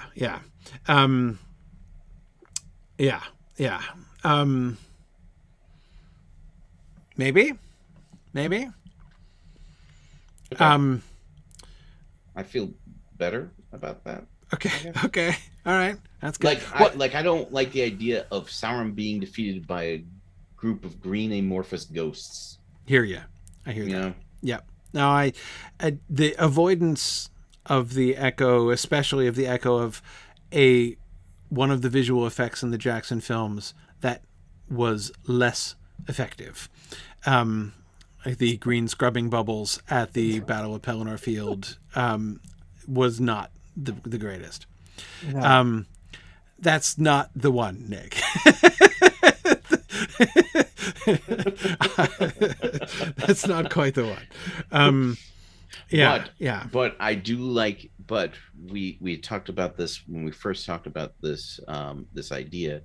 That when they go up into the air, you know how Sauron's spirit kind of looks longingly to the west, and then it gets pushed off to the east. Well, they kind of like swing towards the west, and they're accepted. Right. So it's not a mushroom in the sense that the cloud does not go out in all directions. No. The cloud. Because this is not obeying normal laws of physics. These are spiritual beings that are escaping. Souls. Yeah, like you're not supposed to be able to see them at all. Exactly. Which is why it's going to be interesting to try to convey Thuringwethel capturing and tethering the souls of the elves who are being killed by the werewolves. Like, are we going to see that, or are we going to continue to not see it? We saw it before. We did. So do we see it now? So you can show up to the Well of Souls with like one, and it's a face that we recognize as one of the party members. It doesn't have to be somebody who even had a speaking role. No, it could be. I mean, we have no further use for those guys that we met. Inglor. Yeah. We've shown Sauron carrying around a soul like a balloon on a string, right? Mm-hmm. So, Thuringwethel could be collecting elf souls throughout this episode. Could she reveal that to Baron? Could that be what she does with Baron? Yeah, because maybe he can't see them or something. I don't know. But she could show him. Like she could somehow lift make the it veil visible of to his him. eyes and that might You could be threatening to do it to him. Mm-hmm. But of course, he's human though. Yes, but he doesn't know that. Exactly. He's human, presumably, but he doesn't necessarily well, he knows that. Yeah, exactly. Right. Yeah, but he wouldn't know what she can and can't do with it. Yes. Except she didn't seem to have been able to do it to Gorlam, right? So, but she doesn't know that Gorlam talked to Baron. Yeah, exactly. Right? Or that she tried, like maybe Gorlam didn't tell Baron he could give that his back talk, right? Right. He doesn't know that she was there. I mean, he figures it out. No, but that's what I mean. When she figures it out. Yeah. Okay. Yeah. Right. So we want all of that to happen in scene 3. That's a lot. Scene 3. No, that's fine. Okay, it's gonna be a nice long scene 3. Sorry, I'm just savoring the life of an executive producer where I can just be like, yeah, exactly. You guys can figure that out. It's a very dramatic scene to be happening 3 scenes into the episode. I'm here to tell you. It is. It is. So he sees her. She shows him that she can harness and torture. That she can harness and torture souls. Right. I don't even need you to talk before you die. Right. Shh. It would be a true, resistance is futile moment from her, right? Okay. All right, hang on a second. What if she actually got the quest? So what if she does solve the mystery? Right. Before the end? Right. Now... He gives her something else to distract her so she doesn't go flying off to Angband ahead of him, right? And it winds up killing her. Well, that would have to be much later. We can't do that in scene 3. Yeah. We could do it. We'd have to give them another conversation. No, I don't think... Because at the end of the day, the actual truth, his real quest and what he's going to do, has nothing to do with Thuringwethel. That's not connected to her story at all, right? I mean, it is in the sense that she's been assigned to figure out this information, but it doesn't have any relevance to her.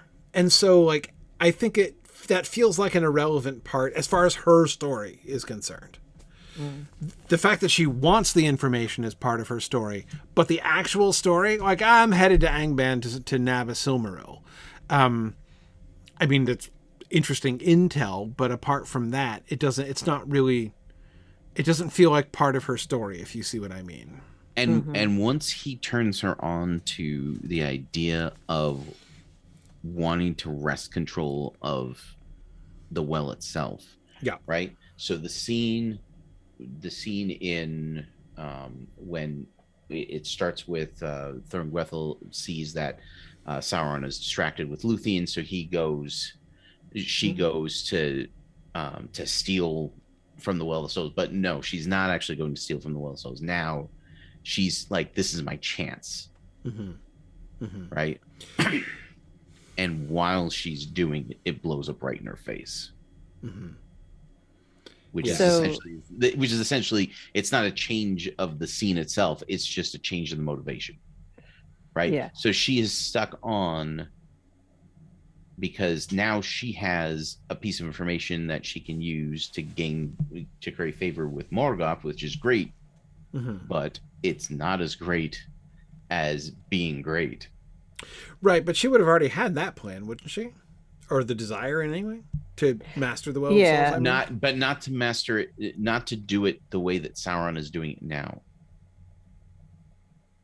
Right, but I guess it's going to be difficult to convey some of this in a scene where Thuringwethel doesn't talk to anyone and is just doing things.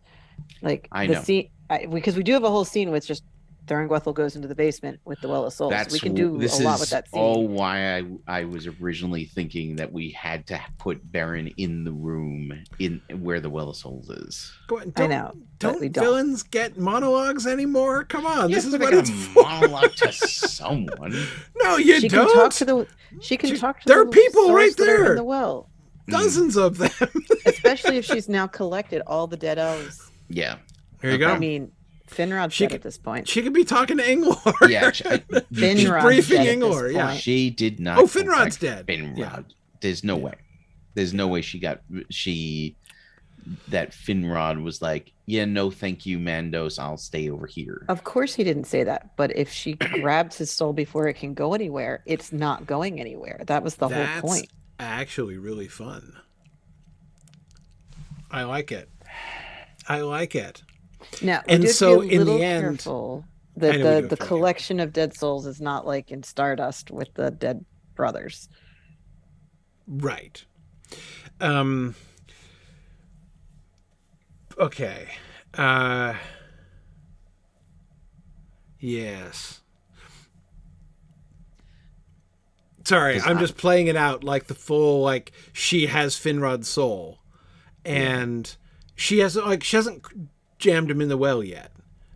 But she could be talking to Finrod. To dead Finrod. She's talking to Finrod's spirit. And that's when it blows up. Like, so Finrod is Luthien basically saves Finrod. Right. We now gave Finrod a role to play in the destruction of his own tower. Yeah. And also, the one thing I do like about that, like, it still gives me the heebie-jeebies a little bit, but one thing I do like about it is that it means that Finrod is still part of the story of the episode, instead of we lose him like relatively early on. He dies in scene 11. Yeah, but that's still Act 3. Like, yeah, right. And it doesn't undermine obviously we don't want to mess with his farewell to Beren, right? Right. Like, that needs to be the end of but bringing him back and involving him in the conversation with Thor and Gwethel and then releasing him is he shouldn't say much. No, he needn't say much, though he could defy her. He wouldn't have to say much, so long as what he did say was awesome. Get in. That's all. No. Yeah. No. There you go. Yeah. Something like that. Slightly. I'd rather die. Oh. You can't make me. But maybe she can. Oh no. Yeah. So Evan, that is uncalled for. Yes, if we need someone for Thorn Gwethel to talk to, so she can explain some of these levels of things, of what she's trying to do and what she thinks she can get away with and all that. Finrod's dead soul is possible. We do have an interlocutor available for her. You can't kill me.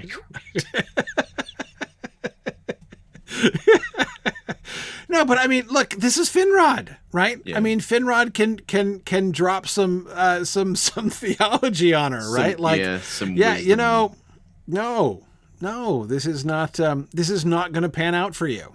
I mean, he could even warn her, right? Like, what you are trying to do is like this, like, will not work. This restless spirits of the dead that you found on a lonely battlefield. Right. These are spirits whose home is waiting for them as we speak. Mm-hmm. And they will not forever, you will not be able forever to keep them away. Right. Basically, he can tell her that she's not going to be able to countermand and go against the will of Mandos and all of this. Yeah.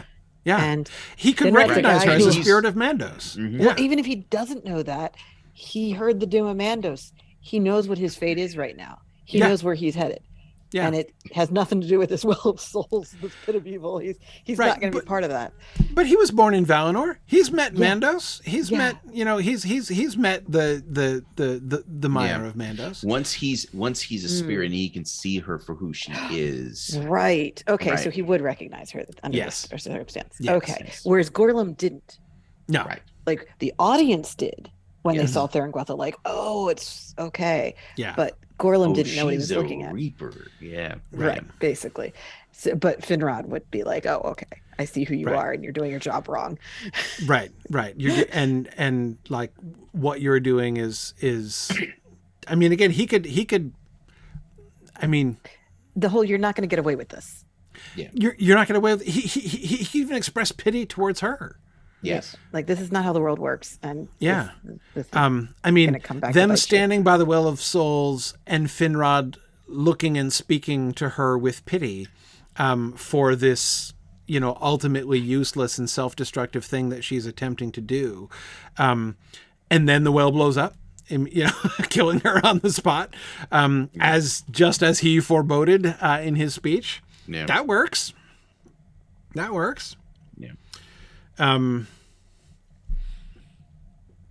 Okay. Yeah. Okay. I like it. It's bold. It's bold. This episode this very crazy episode just got a little lot crazier. Yes. See, Nick, this is what happens. Yeah. No, I could when we just do the broad strokes and say, "Here, Corey." Little posthumous, posthumous appearance from Finrod. I'm fine with characters showing up after they're dead. That's fine with me. No one's going to complain about more Finrod. Come on. Right? Yeah, we're just like squeezing the last drop out of Finrod's character here. Have you been on the internet over the past year, Dave? People will definitely complain about more Finrod. Well, if you do them wrong, sure. If you have a terrible Finrod, nobody wants them. This is the Signum News Twitch channel. We don't do that here. What, call things wrong like that? Yeah. Anyway, it's all good. It's all good. I'm just saying, there's a reason people are mad on the internet about that version of Finrod. Don't make him terrible, then people won't be mad. Don't even get me started about what the internet would have been saying in 2001. Anyway, the point is, let's continue to go backwards. So we did the explosion, we did the tower, we did how it doesn't kill Beren and how Luthien finds him. We did we're back to Finrod's actual death.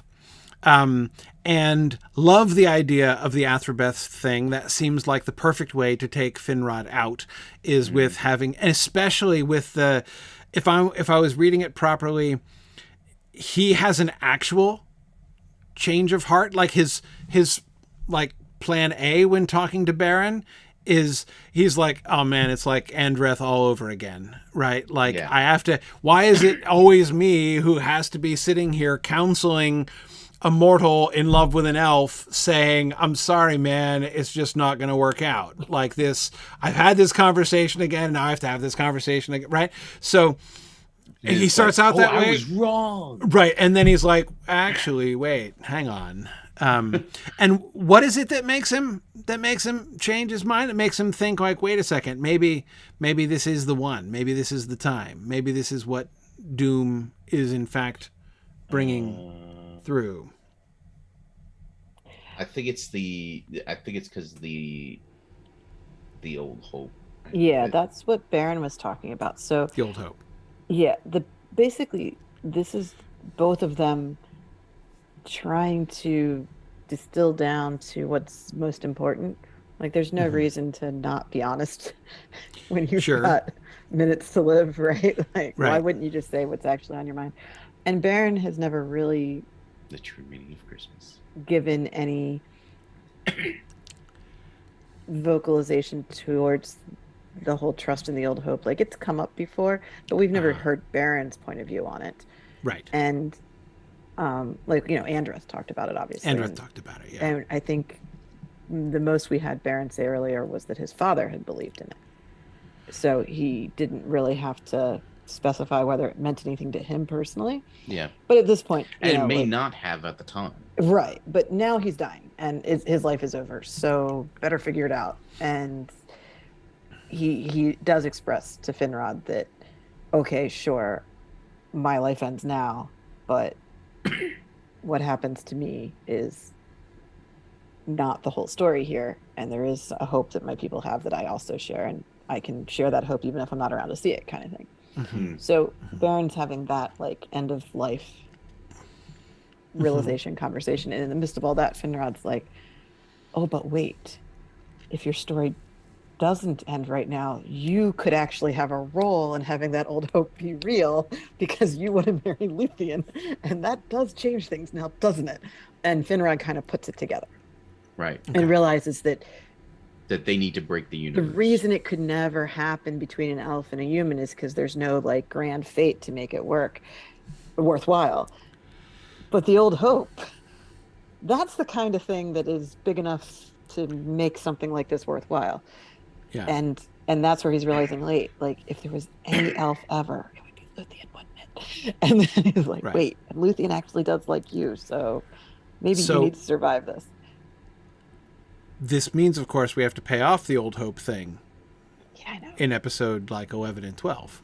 13, but right. Yeah. So what we're gonna do is when Luthien becomes mortal, it's with the understanding that she's giving something up and gaining something, and what she's gaining is the possibility to have a family. Yes.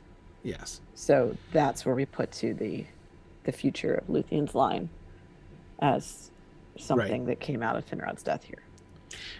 No, Dylan. Dylan is saying that he recalls writing that Baron referred to it as his father's hope. His father's hope. Yeah. Right. Yeah. I said specifically that Baron hadn't spoken of it as his own.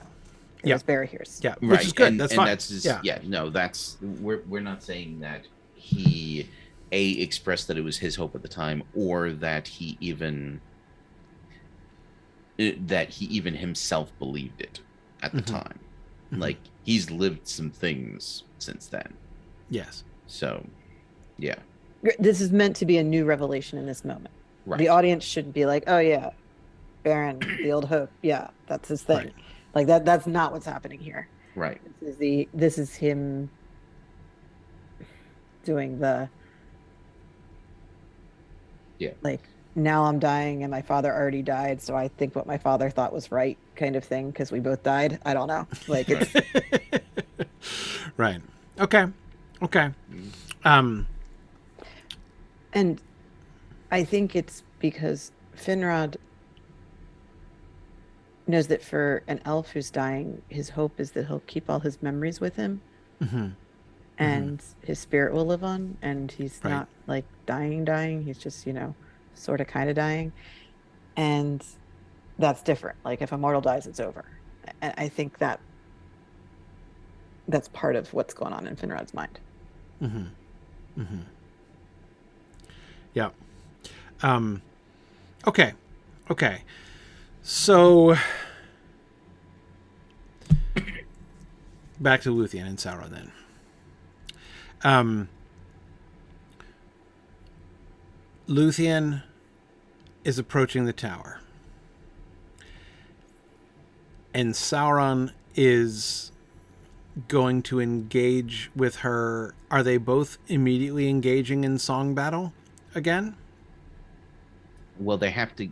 So she's already singing as she approaches. Right. So she's like already in it.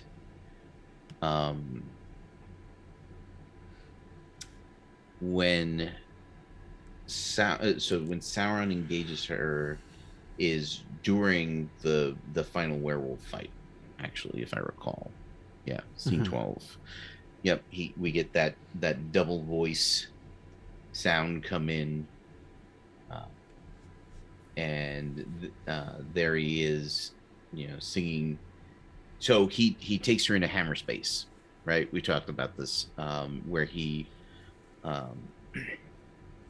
kind of cuts her off from the real world. Either they're in a pocket dimension, or he's stopped time locally, or like in some way they're isolated from the rest of the world. Like, being in this sort of alternate reality state is something we saw in the last episode with the song battle anyway. So we're not going to see. This is more empty, I would say. Well, and that kind of works for me, because like we were playing with the like, and we're kind of disorienting the viewer as well. Like, the viewer doesn't know what's real and what's the song. Like, we already played that game in the last episode. We don't need to do that again. So just having a kind of like, this is a clear, we're in. And here, what's real is what they want it to be. Yeah. Or what Sauron wants it to be anyway. Yep. Okay, that works. And so how do we have their fight going down? Okay, so he traps her and cuts off her voice. temporarily. And what I'd like to see is for his attempt to cut her off be effective. Okay, so it works, but she's not concerned. She's like confused a little bit. Like, how did that happen? You know what I mean? Like just working in her mind how to circumvent it, right? So that it's not like out of nowhere when she's able to to get by it. He mocks her for her failure to save Finrod. That seems a little premature. Or Baron, yeah, right. Of course. Or Baron. Well, and wrong. Like, that's not why she's here. And then he brings up Baron, he brings up the human, and Luthien. That gets a reaction from her. Right. And so now he knows, it's like that. Right. Yeah. Oh, okay. All right. And then he goes into the whole, Arwen thing. Right. Yeah. Right.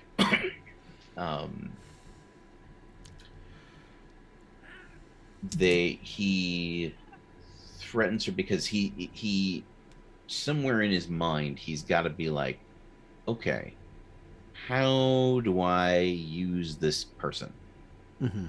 Like, because killing her can't be on the menu.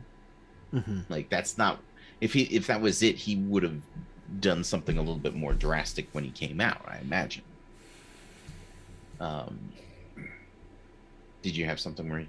No, I'm just trying to figure out what his goal is for her, because that's what I was just going to ask. I was assuming it would be to capture her, right, and deliver her to Morgoth, because then you get more brownie points with the boss. Yeah, but he's getting kind of megalomaniacal, right? Yeah, so that's the question: is what would he personally do with her? Because replace his other female companion who is not being an upgrade as useful anymore. And do you really think you're gonna get Luthien on your side if you're Sauron? With enough time, maybe. And I mean, this is like Telegorm all over again. Right, but it's not it's a different kind of. Give her enough time locked in the dungeon, she'll totally come around. It's very much the same plan. Yeah, but he thinks that he can outwit her and manipulate her. That's not what Telegorm's goal was. No, might have been Curifin's, but so casting our minds back, Sauron was the one who came up with this super secret necromantic orc project. Correct. Way back when, right? His plan being to capture elves and convert them into worshippers of his, right? Of Morgoth. Worshippers of Morgoth. Well, theoretically, yes. Morgoth, of course. Morgoth, who wasn't there at the time. Who wasn't there at the time, and so who else you can answer to in the meantime, right? Yes, Morgoth. Exactly. Well, of course, Morgoth. Yeah, yes. Morgoth, naturally. So who else would it be? Exactly. There's no other candidates. So, same guy. He now has a reservoir of necromantic power right there. He's captured another elf, like not just like one of the elves that he's currently feeding to the wolves, because she's the real deal, right? Right. His power has grown since those early days of experimentation. Right. And again, he now has this resource. She is got to be, in his eyes, right, tremendous raw material. Yes. Like, what could he do if he got mastery of her and could work upon her in some like using his newfound necromantic power? If he could enslave her, and again, enslaving the wills of the elves to serve him is kind of Sauron's bag all the way through. That no argument here. That fits his character very well. And Evan suggests he thinks he's so juiced up that he never even considers that he wouldn't be able to dominate her. He approaches the whole interaction with swagger and arrogance and talks. And like, I would say it would never even occur to him to think that he could not overpower her. I would maybe not qualify today, that. maybe not Yeah. tomorrow. Exactly. That's how I would qualify it. I don't think he necessarily. It's way too soon. We're playing the long game with his arc and his decline, right? Yes. The time will come when he might think he is so all powerful that nobody could possibly, not even Luthien, stand against him. But we're not there yet, right? So he can't be that. He can be confident. He can believe that he can A, capture her, B, dominate her, and then C, somehow convert her, put the spell of reasonably deep dread upon her, and whatever it is that he does, right? Yeah. But he wins. Yeah. He wins. He believes that he's eventually going to win, but he's not going to be walking out like, "Who are you that I'm going to brush off my?" Like it's. He would. Remember, I think that he would. He would definitely swat the fly if that were the case. So yes, exactly. He would swat the fly, but nevertheless, he knows this is going to be. So actually, yeah, Marie, that's actually a perfectly fine model. What does he want to do? He wants to trap the fly and take the sting, right? That's his MO under circumstances like this. So, yeah. Then he starts threatening her with, well, if you won't serve me now, then you'll serve me when you're dead, just like the souls in the tower and blah blah blah blah blah. And then, of course, as soon as he says that, she realizes what the key is.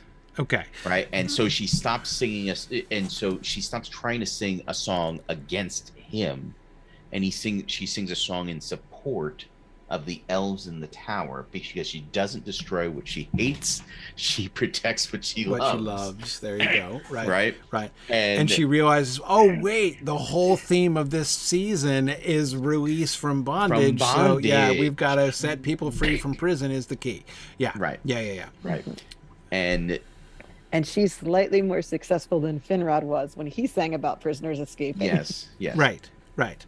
And by slightly more, kaboom. Kaboom more. But she's going at it differently than he knows what actually needs to escape here. Right. Yeah. Because he gives her the keys to the tower.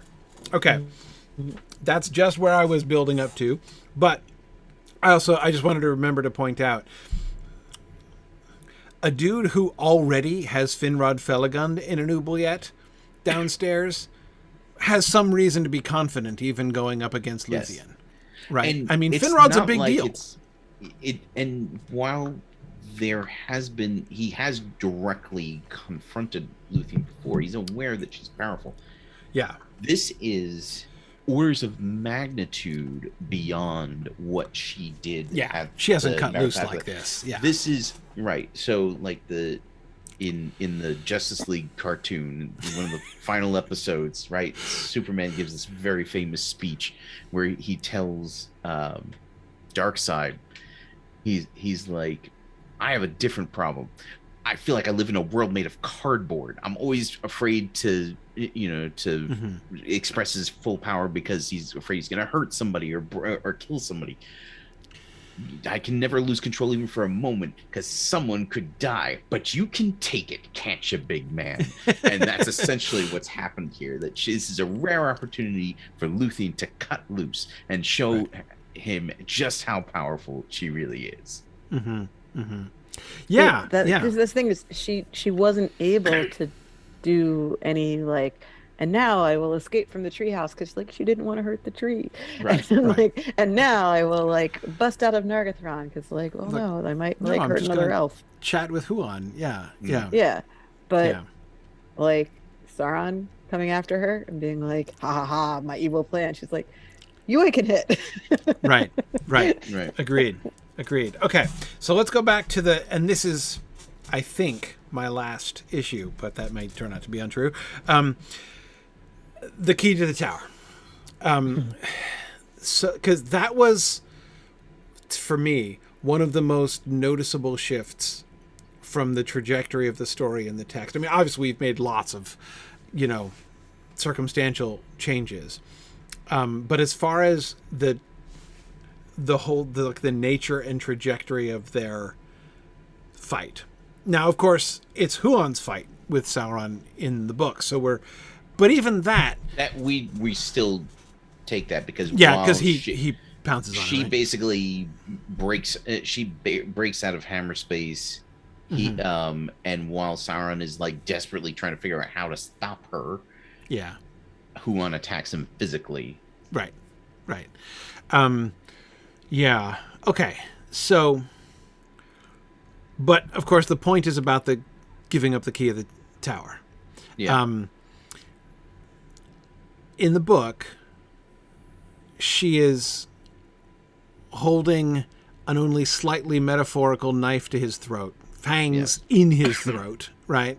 And is saying, "I will tell my dog to crush you unless you give me the keys to your tower." And he voluntarily, willingly gives her the keys to the tower, which, of course, the text is extremely unclear about what exactly that means, right? The giving of the keys to the tower. But anyway. And why she needs them if she goes ahead and just destroys it. Right. So because the implication seems to be that the keys to the tower are some sort of secret. A secret thing which facilitates the destruction of the tower. Like it is not merely by the, like, in the book, I think if I'm understanding the whole key to the tower thing, she doesn't just unleash her power and blow the tower up. Right. It is the invocation of the key to the tower, whatever that is, and exactly whatever it is that means, that enables her the user's manual. Yeah, to open. I mean, the result of it is she's literally opening up the tower as with a key, and there's Baron looking at the stars, right, from the basement. Anyway, I'm. My issue is not with the question of the key itself. So in the outline, you guys were basically implying that essentially the key to the tower is her figuring out his secret. Like the secret that he's got the pot of evil, which and he that gives if she her. Right, and if she can, the big change was he doesn't do it willingly. Like she doesn't force him to give it up willingly. Well, she doesn't force him because if she forces him, then he's not giving it willingly. He gives it by up willingly. More Sorry, you're right. Willingly in the sense of like somebody who gets married with a shotgun to their head is getting married willingly. But no, I mean like she forces it out of him and he gives it up. He chooses to give it up. Confrontation, yes. Yeah. Is that she wins the fight. She wins the fight. Well, Huon wins the fight, but the fight is won. The fight is won, She says, give me the keys, and he's like, well, I have no choice now. Here's the keys. Yes. Even if it's more of a, oh, you mean this key kind of situation. Right. That's what happens. Whereas the way we've done it, it's more of a, she needed information, and in all of his talk, he gave away the key piece of information, kind of like the whole barrel even thing. More freely. Even more freely, admittedly. But it's like the Bilbo was trying to be clever talking to Smaug and gave away a little too much info. Right. And I think it was like, oh, I didn't mean to tell him that. Yeah, the key. Okay, I probably shouldn't use that particular metaphor under these circumstances. The pivotal thing that I was pointing to really is not his willingness, but his like knowingly. He is surrendering his tower to her and then running away in the book. Mm-hmm. So yeah, like the fight is lost.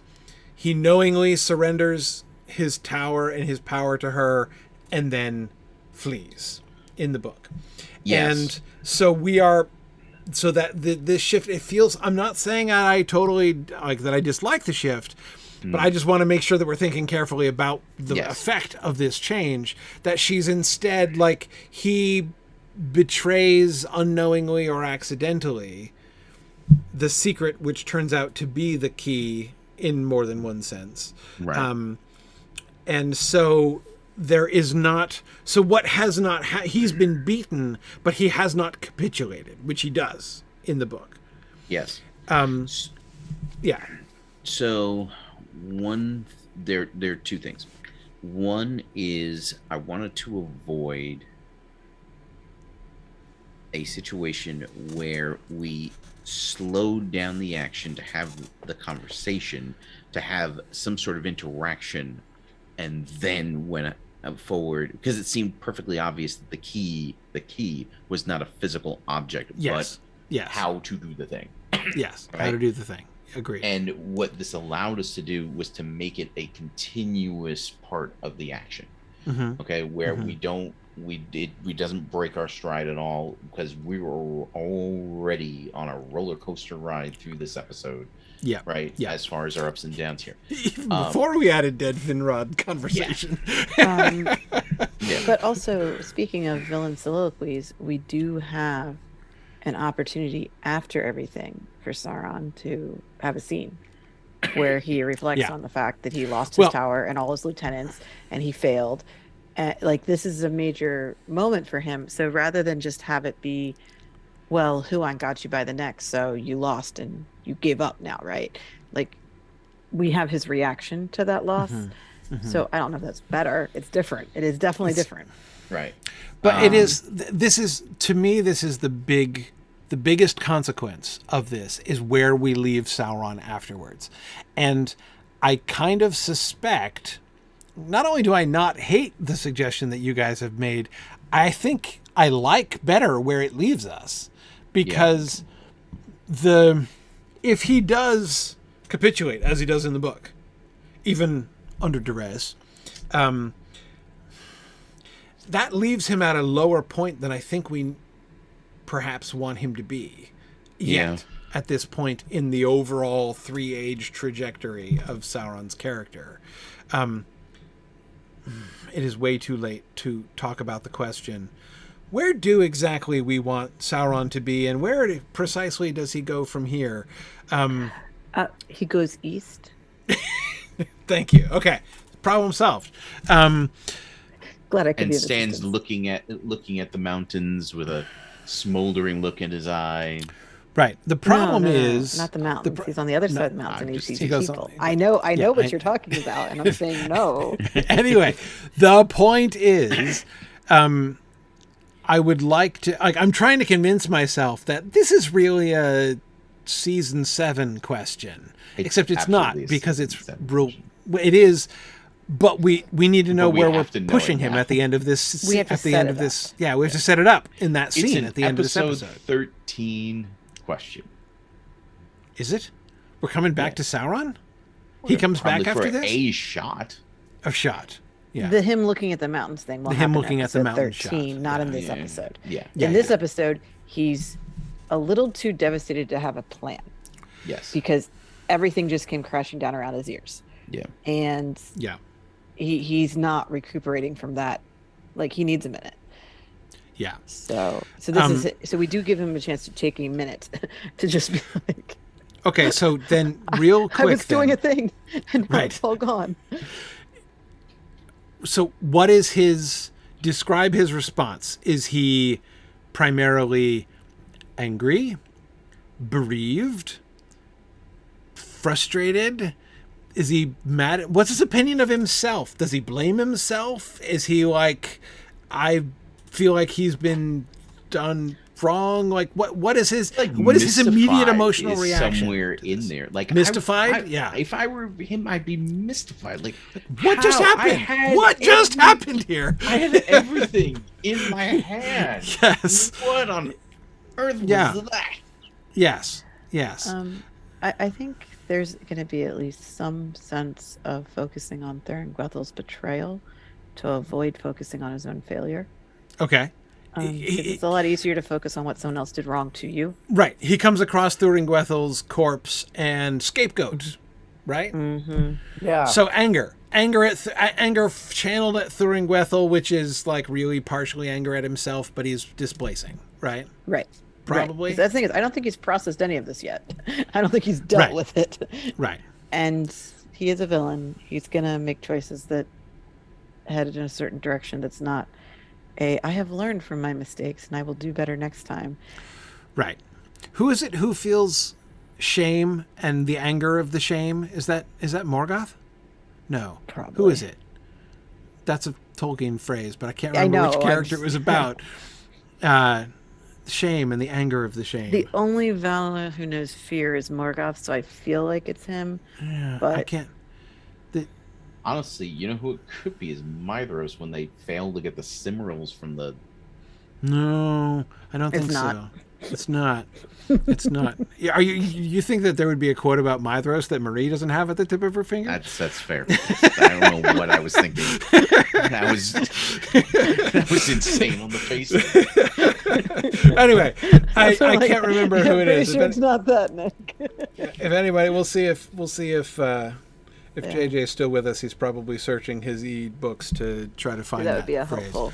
Yeah. Anger of the shame is the phrase I'd be searching for. But anyway, Who is that? I think it might be Morgoth.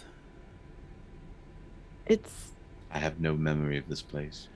Yeah. Anyway, Yeah, I hate it when I can't peg a quotation. Yeah, because I'm like, is this War of Wrath stuff, or is this? If I could figure out the context, I think it's earlier. Get it. I think it's earlier. It's like I don't think it's War of Wrath. I think it's. It could be. Is this published? Is it published Silmarillion or is it? I think it's published Silmarillion.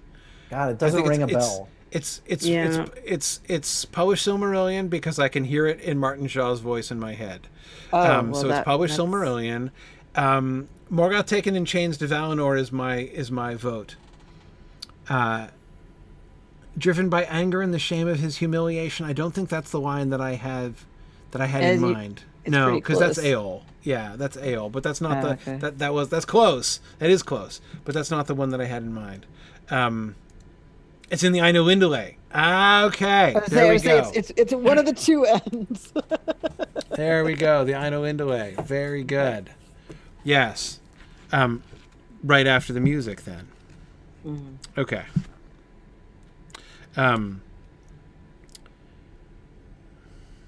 There it is. Okay. Right. And Melkor was filled with shame, of which came secret anger. That's the line I was thinking. There you go. Yep. Yep. Okay. Yep. That's it. Yeah. Right. So that's his immediate response to Iluvatar's speech at the end of the music. Yeah. Right. Okay. So I feel like Sauron would be having a similar moment here, where he was not expecting to lose, and he feels certainly shame. Not this badly. So the shame is very clear. Shame is very clear. Rather than trying to do something with that, anger. Yeah, so he funnels that into anger, and then there's a target. There's Thuringwethil for betraying him, mad at Luthien for just being Luthien. Yeah. Mad at himself, but maybe not saying that out loud. Definitely not get going there. Yeah. So I think that's where things would be. I think, just to put in a little 2 cents to a little deposit towards season 7, I think he'll get there. I think he'll get to. I think that he's still early enough in his trajectory that he's capable of real self-examination. Mm-hmm. Like, I think that Sauron actually will learn and grow from this setback in ways that he would not do later on. Oh, I gotta put it on my finger. Exactly. Yeah. I'd say. Yep. Yeah. No, he's got, like, the Alpha Project was interesting, and there's definitely potential there. But he will never have another confidant like Thuringwethil. He will never have another confidant like Thuringwethil. And that's huge. Right. That's what's ending here, is that from here on out he's on his own. Yeah. And he's gonna have to conclude, well, it's better this way. I'm better off without someone who can stab me in the back like that. Yes. Because if you have a strong supporter like that, it gives them the power to stab you in the back. Yeah. Right. So who needs that? Moving on. And I think that is a pretty significant growth point for him, to have gone from Sauron's posse of the underdogs who didn't have the power in the Angband structure to, I was powerful in my own right and I didn't need them anyway. That is a perfect step, I think, for him to take at this point. It is it is a step down, right? It is a step towards the abyss, right? But it's a small step towards the abyss. And I'm not sure how small it is. it's a significant one, but I mean, it's not like he's still nowhere near where Morgoth There's definitely versions of hell where you're alone. That's right. No, absolutely. So no, I get it. It's very significant. I can be on my own. I'm pretty sure that's a pretty big step towards the abyss. No, I agree. No, I don't mean to downplay it, but you're right. It's not the so let's plan mass genocide now. Yes, exactly. Like, I am now like just doing evil for the sake of doing evil, or again, I'm like.